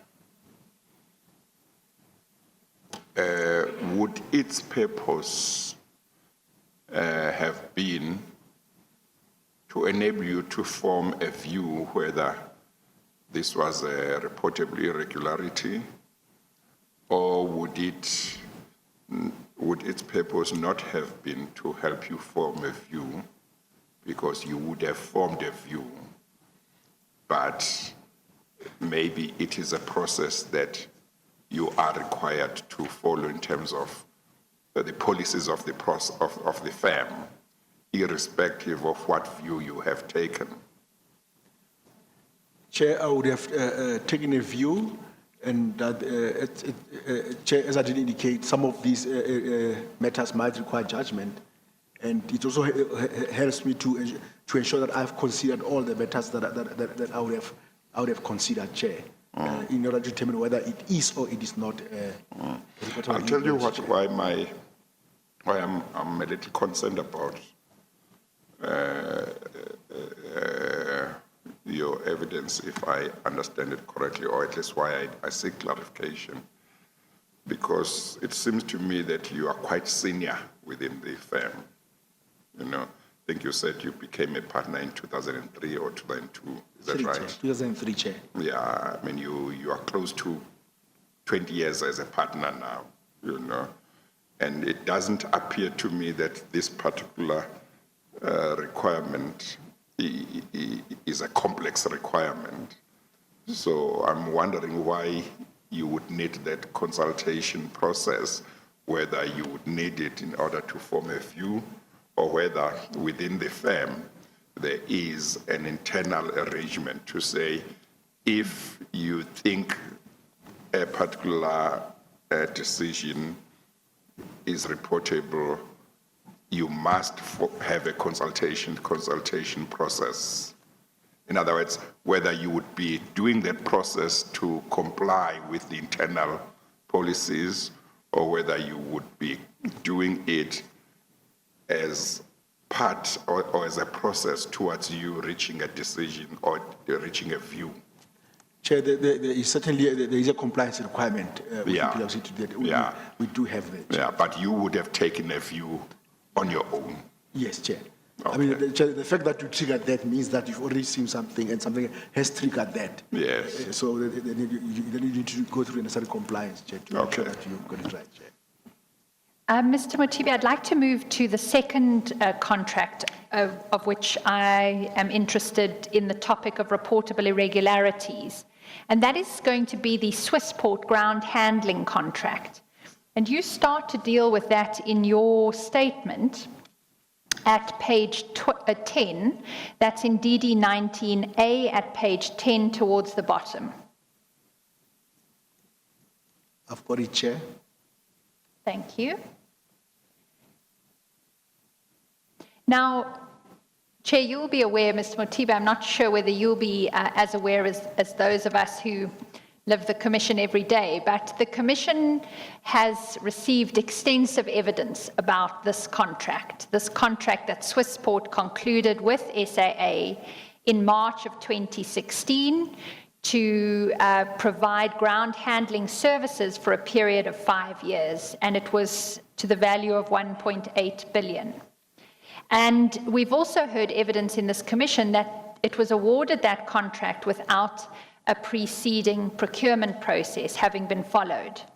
So to give you the background, that puts it for us on the radar of a substantial contract of significant value in respect of which there was no procurement process. And so we asked you to address why that was not reported as a reportable irregularity. So let's go, if we may, to page 10 and what you say about it. And really your answer begins over the page, the one I want to focus on at page 11. It's the second paragraph from the top of the page. You say, during the performance of our audit procedures in respect of the financial year ended 31 March 2016, the agreement with Swissport did not form part of our testing sample. I was not aware of the board resolution nor the circumstances surrounding the award and conclusion of the Swissport agreement. In the circumstances, in the absence of such knowledge, I did not consider whether this matter is or may have been a reportable irregularity. Mr. Mothibe, the first thing I noticed about that one is different to the Air Chef's contract, as I understand it. On the Air Chef's contract, you were aware of it, but at the time you'd concluded it wasn't a reportable irregularity, correct? That is correct. And in this occasion, you actually didn't consider it. Is that correct? Chair, I was not aware of this contract, therefore I would not have been able to consider it. And how could it be that you weren't aware of the contract? Chair, according to my knowledge, the contract was concluded on the 14th of March in 2016. When we initially requested board minutes from SAA, the minutes of this meeting were initially not available to us. So, Chair, we would have been aware of that approval. Chair, I think it is also important to note, Swissport is a long-standing service provider to South African Airways. I stand to be corrected, Chair. I think there are 3 or 4 ground handling companies that provide services to South African Airways, with Swissport being one of them. So, Chair, and the amounts are fairly similar in that regard. So, Chair, a contract entered into with SAA to provide ground handling services by Swissport on its own would not necessarily have understanding the business and who are the service providers would not have necessarily been odd if that was seen. Even if one looks at the amounts involved. Chair, if the contract is awarded on the 14th of March, you think, had you seen the contract, the services provided would have run from what one has read now in the documentation, from April going forward. So for the period of 31 March 2016, there wouldn't have been any expenses flowing from that contract.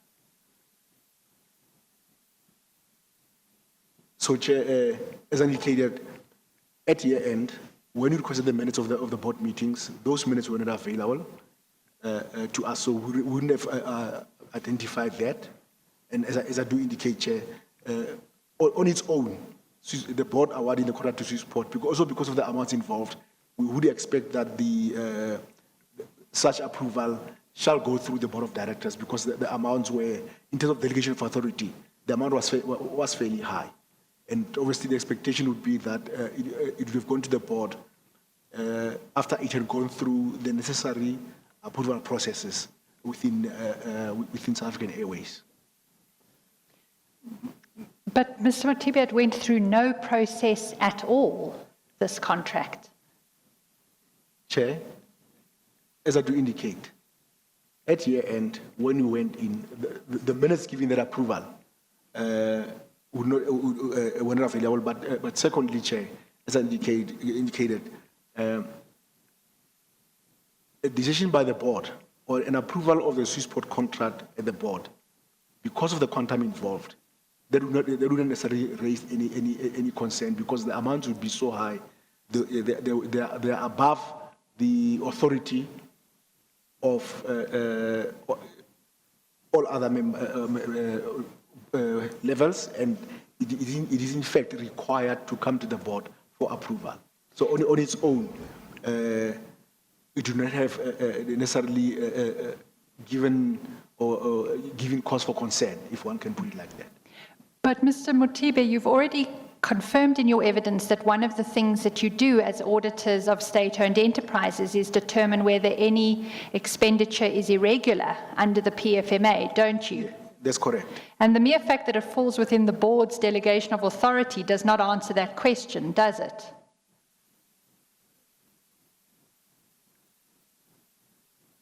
When you do the determination, yes, you will select a sample that gets tested to determine that. This contract, at year end, those minutes were not available, was not selected for testing purposes. We did select contracts for testing purposes, but the Swissport contract was not one of them. Mr. Mothibe, I'm aware of your position on sampling, but that was not the question I asked. The question I asked was, the mere fact that the amount of a contract falls within the authority of the board to approve is not enough to answer whether that contract constitutes irregular expenditure, is it? Chair, that is correct, but for one to determine whether or not that contract falls within the definition of an irregular contract, one would have had to look at the procurement process. We would have to follow the procurement process to determine that. Because the contract was not in my sample, we did not follow the procurement process for this particular contract. Yes, okay. I think let's I go. would not have been able to determine Let's that. go step by step, Mr. Mothibe. I think your answer to Ms. Hofmeyer's question is yes. You have provided quite some explanation, but it seems to me that your answer is yes. She asked you, do you not agree that the mere fact that the amount of the contract falls within the authority of the board is not enough to say this contract doesn't constitute irregular expenditure? And it seems to me you are saying we have to look at the procurement process as well, which seems to suggest to me that you agree with her. So I think you say, yes, I agree. It's not the only issue. Yes, Chair. Yes, then she might ask you further question, but to that question, an answer that says yes is enough. It's a yes. Yeah, okay. And in fairness to you, we'll now look at the sampling question, well, in a moment, because the one thing I just want to pick up on is you've indicated that those board minutes were not made available to you, and that is why you didn't pick up the contract. Is that right? At the stage when we performed our work and when we did a sample, those minutes were not yet available to us. Should you not have been intent to ensure that you had all the board minutes for the relevant year that you were auditing? Those minutes were made available to us at a much later stage. So yes, we did have sight of those board minutes, but it was at a much later stage. Sorry, say that again. You were given them at a later stage, is that correct? But not, yes, but not when we were doing our sampling and we were doing our work. Okay, but then, irrespective of time, if pursuant to your audit work, even if after the sampling you are given the board minutes, and the board minutes raise concerns about reportable irregularities, do you accept that you would have obligations to follow the procedures required? May I ask that you repeat the question? Yeah. I understand you to say you weren't given them these board minutes reflecting the decision Yes. in April or shortly after the year end. Is that correct? That is correct. But you were given them, correct me if I'm wrong, at some point before you signed your audit report on the 30th of September 2016. Is that correct? That is correct. And then I put to you that it doesn't matter, as I understand it, when you come to learn of the subject matter of a reportable irregularity. If it is a reportable irregularity, you must report it. Is that correct? That is correct. Thank you. So then let's go to why it wasn't in your samples. I'm sorry. I think implied in Ms. Hofmeier's last question, to which you have agreed, is that as long as you have not signed your report, if something comes to your attention that may indicate that there is some irregularity, you are supposed to look at that before you sign. That is that correct, right? Chair. That is Yeah. correct, Chair. Okay. Thank you, Mr. Mothibe. Then let's go to the question of why this 1.8 billion rand contract did not find its way into your sample. Okay, because I understand that from your statement to be part of your explanation for why it wasn't on your radar for a reportable irregularity, and you've repeated that today. So with that background, I'd like to remind you of what Mr. Sokumbela's evidence was before this commission. See, Mr. Sokumbela assisted the commission in understanding how audit risk assessments are done. And I want to just understand whether you have a similar understanding to Mr. Sokumbela. Okay. Mr. Sokumbela's evidence, and Chair, just for the record, this appears in the transcript of the 20th of February of this year, 2020, at page 88, and then also at transcript of 21 February 2020 at pages 8 to 83. So what Mr. Sokumbela told this commission is that an audit risk assessment is designed to identify contracts that raise red flags. Do you accept that? That is correct. And he also went on to say the flags could be raised by things like controversy in the media, or because when the auditors conduct their research processes, something about the contract concerns them. Do you accept that? That is correct. And he enlightened us as to why the Auditor General had identified the Swissport contract as an audit risk. He said that there was litigation around it, of which he became aware. There was a discovery that Swissport did not have a requisite license. And he also highlighted the fact that it had taken a number of years for the contract to be concluded. If those items had come to your attention, would it have constituted a red flag for you? Chair, I think it is important to note that I consider the matters that come to my attention when I perform the audit. As I do indicate, Swissport was a long-standing service provider to South African Airways. The value of the contract, correctly so, because of the amount, had to go through to the board because of the delegations of authority. When we reviewed the minutes, seeing Swissport there and the number, the quantum involved, on its own did not trigger any concerns. Because if you look at the amount involved and what they had been paid over the years, and we do know that they are continuing service provider to South African Airways. So on its own, those that did not trigger any concerns, Chair. Sorry, Mr. Mothibe, I see you were continuing. I wanted to say, Chair, Mr. Hofer makes reference to, if I had it correct, did you say investigations, which we were not aware of when we performed our audit? So that would have been an issue that could have caused one to open your eyes, much rather to raise red flags. But at that stage, we did not have that available. So it did not trigger at that stage that there is more to it than what we had been provided.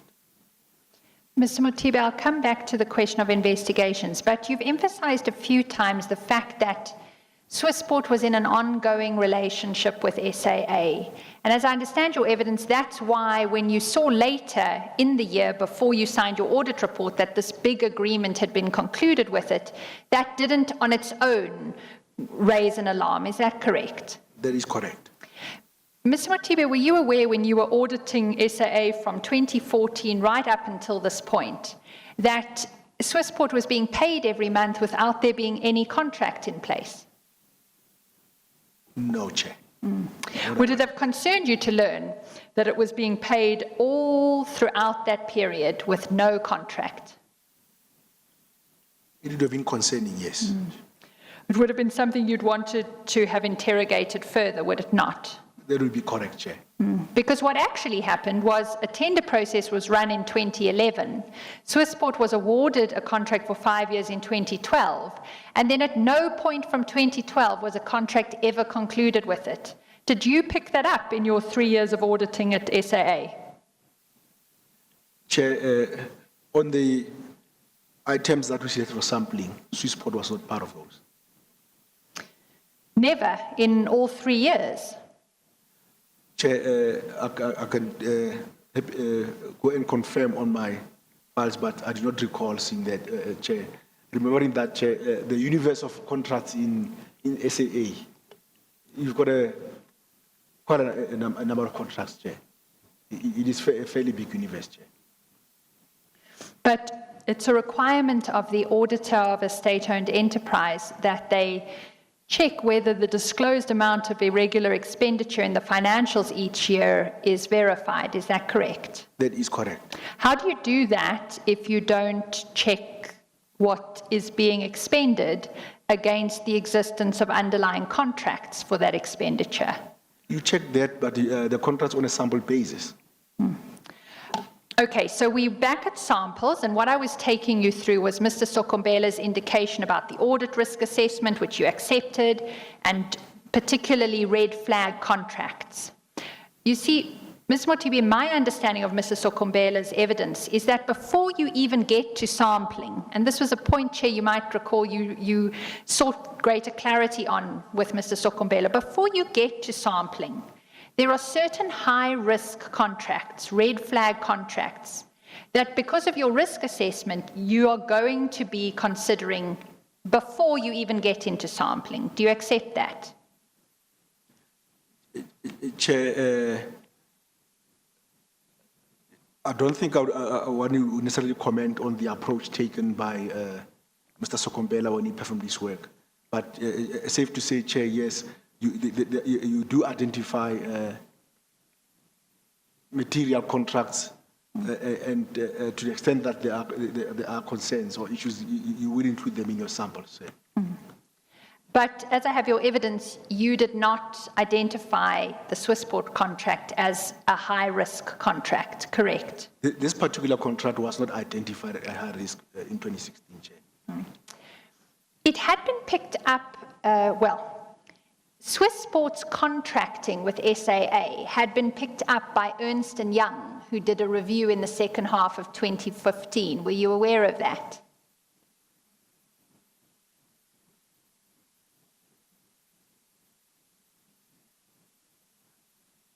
I'm aware that Ernst & Young was contracted to do some work on long-carrying contracts and some that were over. So I am aware that Ernst & Young was appointed to perform work at the Southern Airways, yes. It was actually appointed to consider procurement and contract management within SAA. Were you aware of that? That is correct, yes. Yes. And they were doing it for the second half of 2015, correct? That is correct, Chair. So would it not have been something you wanted to consider as the auditors of SAA, what the outcomes of that process had been conducted by Ernst & Young? Chair, we certainly had interest in that assignment. However, at the time that we signed our audit opinion, that work had yet to be finalized. Did you ask for any reports that Ernst & Young had prepared in the course of the year? We had engaged with management, firstly to understand the scope of the contract, or of the work that they had to perform. We understood that they selected, I think it was 3 items each under 4 different headings, Chair. And as I indicated, Chair, when we inquired of management, that work was still ongoing and the contracts had not been finalized. Due to the fact that it was also, there was an element of forensic work that was going on, Chair, it was something that took some time to complete. And when we signed our audit opinion, that final report had yet not been completed, Chair. I just wanted to get clear on the facts. Did you ask to see, albeit not a final report, any version of the report that Ernst & Young had prepared? We had requested to see a report from management, and I, for one, Chair, was not provided with any report at this stage. The word we got was that the work is still continuing. Okay, so just so I have it clear, sorry, Mr. Mothibe, I am struggling a little bit to hear you. You requested it, and management said the work is not completed yet. Is that right? That is correct. So when I take you to the draft report that was sent to the SAA board in December of 2015, I'll take you there now. I would like you to confirm for me whether you've ever seen this before, well, maybe yesterday when you received it. Let's go in page DD19D, which is the second file, Chair, to page 551.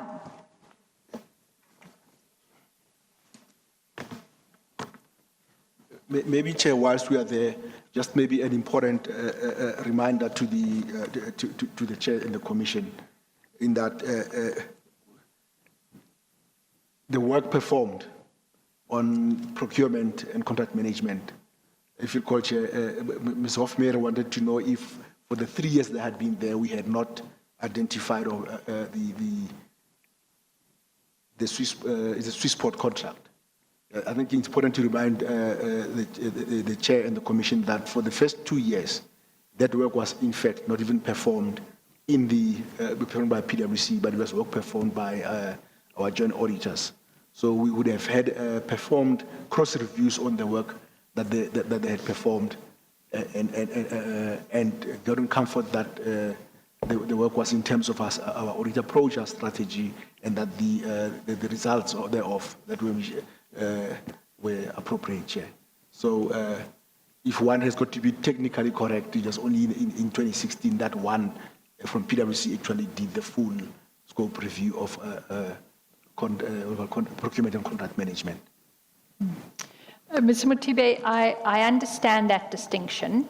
The Ernst & Young review, though, was done in the year that PwC was conducting the work, correct? That is correct, yes. Yes. And notwithstanding what you've said in emphasizing that it was Nkonki responsible for this in 2014 and 2015, I read your supplementary statement to say you don't use that to suggest you aren't, as the joint audit partner, responsible. That's important to note. That is Sorry, there was a negative in my question, so I know it was a bit difficult to ask. Let me ask it with a positive. Do you accept, as the joint audit partner of Nkonki, responsibility for the outcome of the audit opinion, notwithstanding the fact that Nkonki did some of the work and you did other? I do understand that. Yes. Okay, let's look at the report that Ernst & Young did provide to SAA.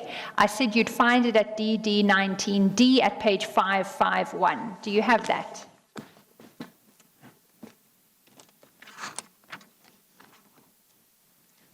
I've got it now, Chair. There's a covering letter which is addressed to Mr. N. Linnell. Do you know who that is? I don't recall that name, I'm sorry, Chair. Chair, that is Mr. Nick Linnell, and the Commission will in due course be receiving more evidence in relation to Mr. Linnell.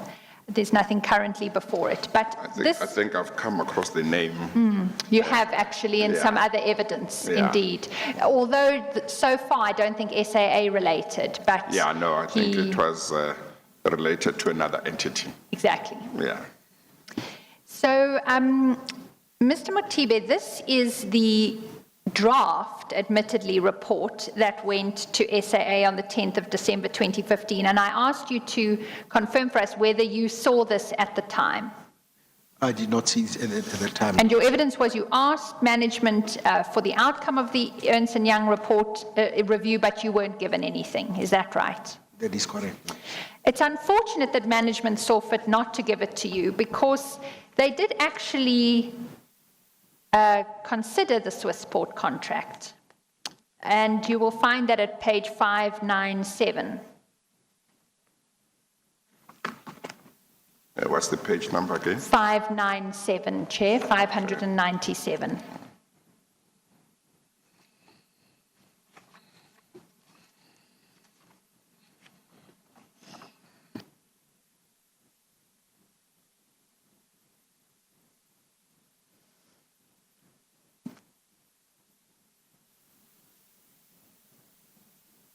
You see, the facts I detailed to you earlier about the situation with the Swissport contract, Ernst & Young managed to uncover.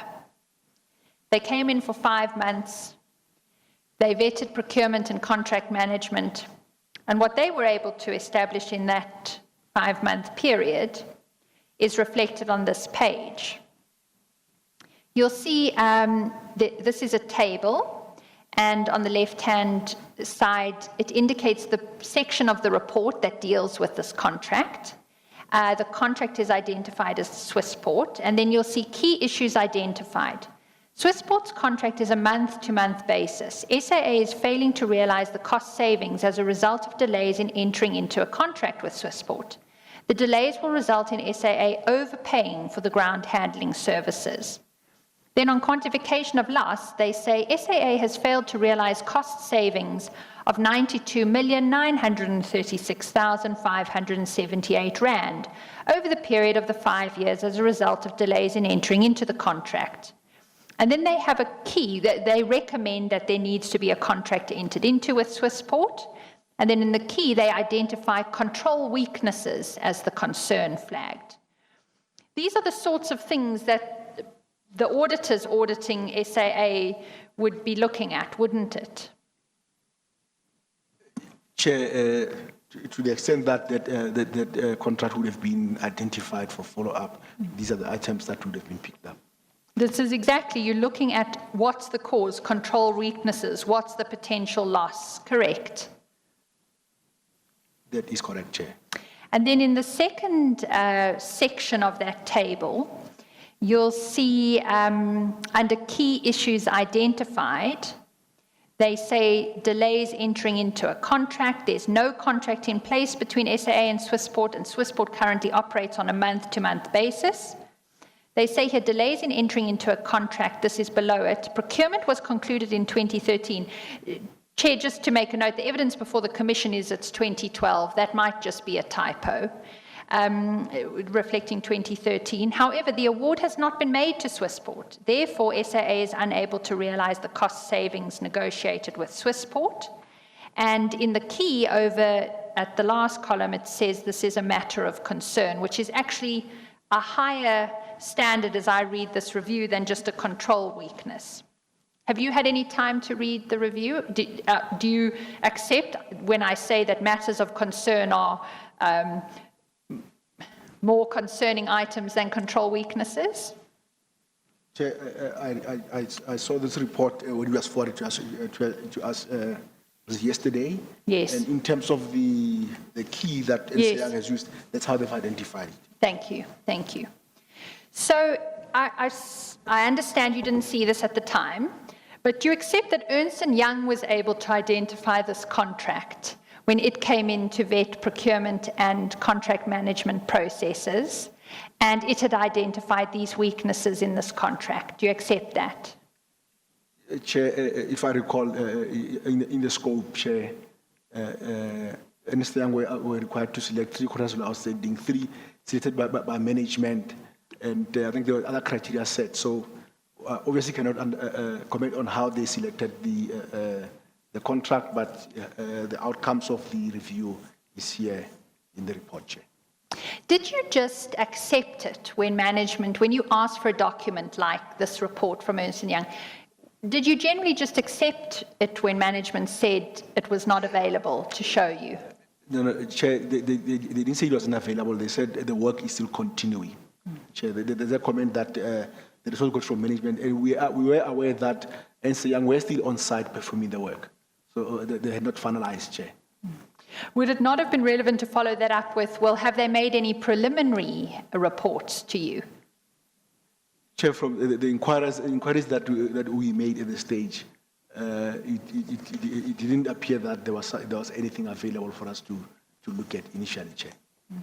You see, the media had already been reporting about this Ernst & Young review towards the end of 2015. Chair, I see we're close to 5. It may be that I can just complete this point about the media and then we can adjourn. Fine. Is that convenient? Yeah, that's fine. Okay. So, despite management of SAA not giving you the report, it seems the press got hold of the report. Were you aware of that at the time? Chair, on the media reports that we had seen on SAA, that report was not identified. Okay, well, let's see what did make its way to the media.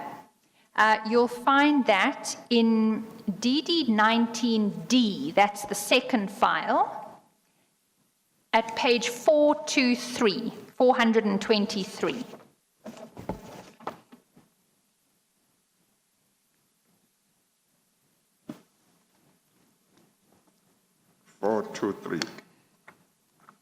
Yes, Chair.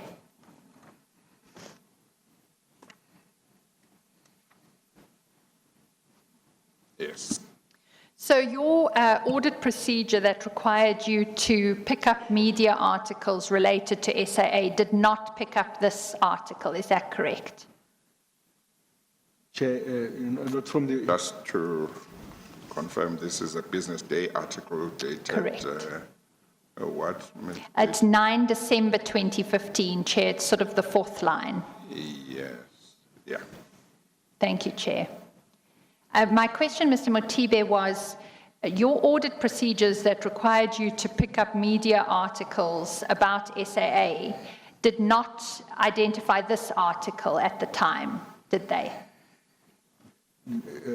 This article was not is not included in the ones that we had looked at, Chair, or that was identified. I want to suggest to you that it was quite a key article for your processes to have picked up, because what it records here is, and I'm reading from the first sentence, the Board of South African Airways says it's getting closer to unraveling the reasons for large losses at the airline, with an Ernst & Young forensic report showing that as much as 60% of procurement could be subject to weak business controls. Chair, there's those ampersands in this rendition of the report. I don't understand them to be there in the actual text. It's when it gets printed some years after. So for the purposes of reading, I'm just going to leave those out. So the media seems to have known in December of 2015 that the forensic report was showing as much as 60% of procurement could be subject to weak business controls. Do you see that? I can see it on the page, Chair. And it also is quite specific. If you read this article, it certainly appears to me, and you'll correct me if you take a different view, that the writer, Ms. Carol Payton, has seen the report because she talks about what it contains. Did you also form that impression about this article when you read it yesterday, I assume? Or previously? No, this was actually many months ago. It does appear that the writer has got access to information that we did not have access to. Yes, because the writer is able to say in the third paragraph, the report shows that 28 of the 48 contracts, which are the contracts that Ernst & Young audited, that is 60%, are improperly negotiated, poorly contracted, or weakly managed. Do you see that? I read that, Chair.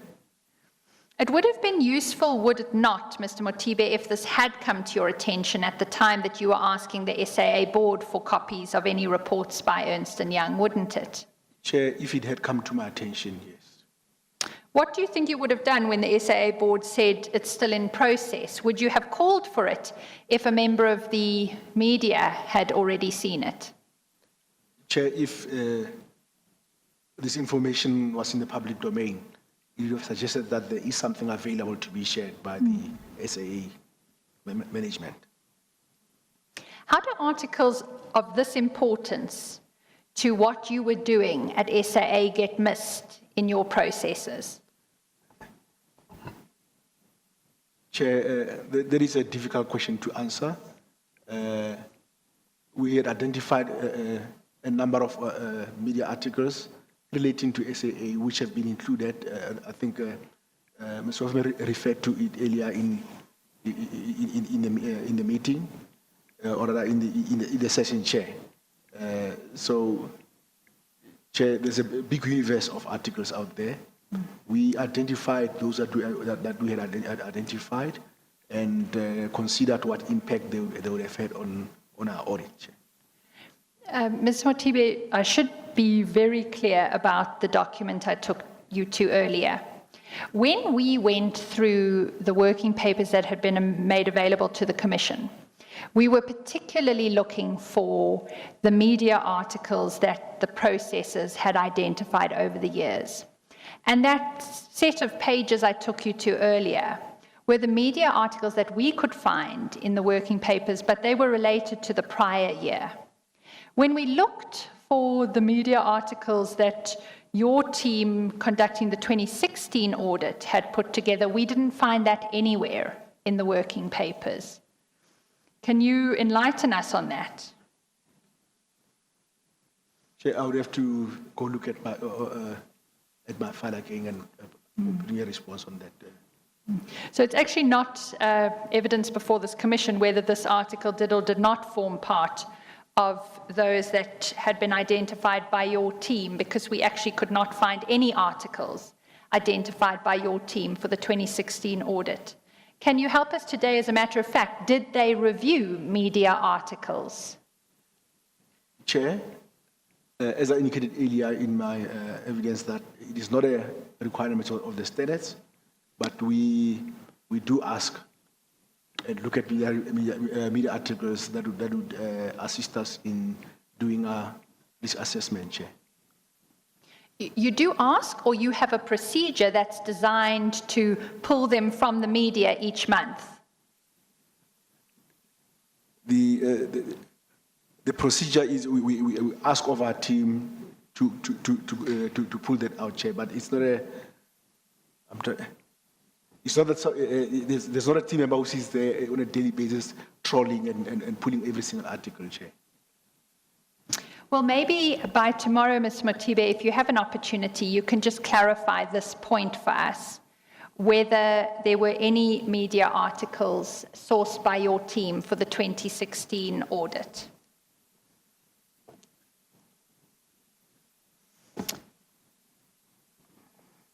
Chair, I've completed this aspect of the media reporting on the Ernst & Young contract, so I suggest it might be a convenient time to adjourn. And then just to have an indication from you of when you'd like us to start tomorrow.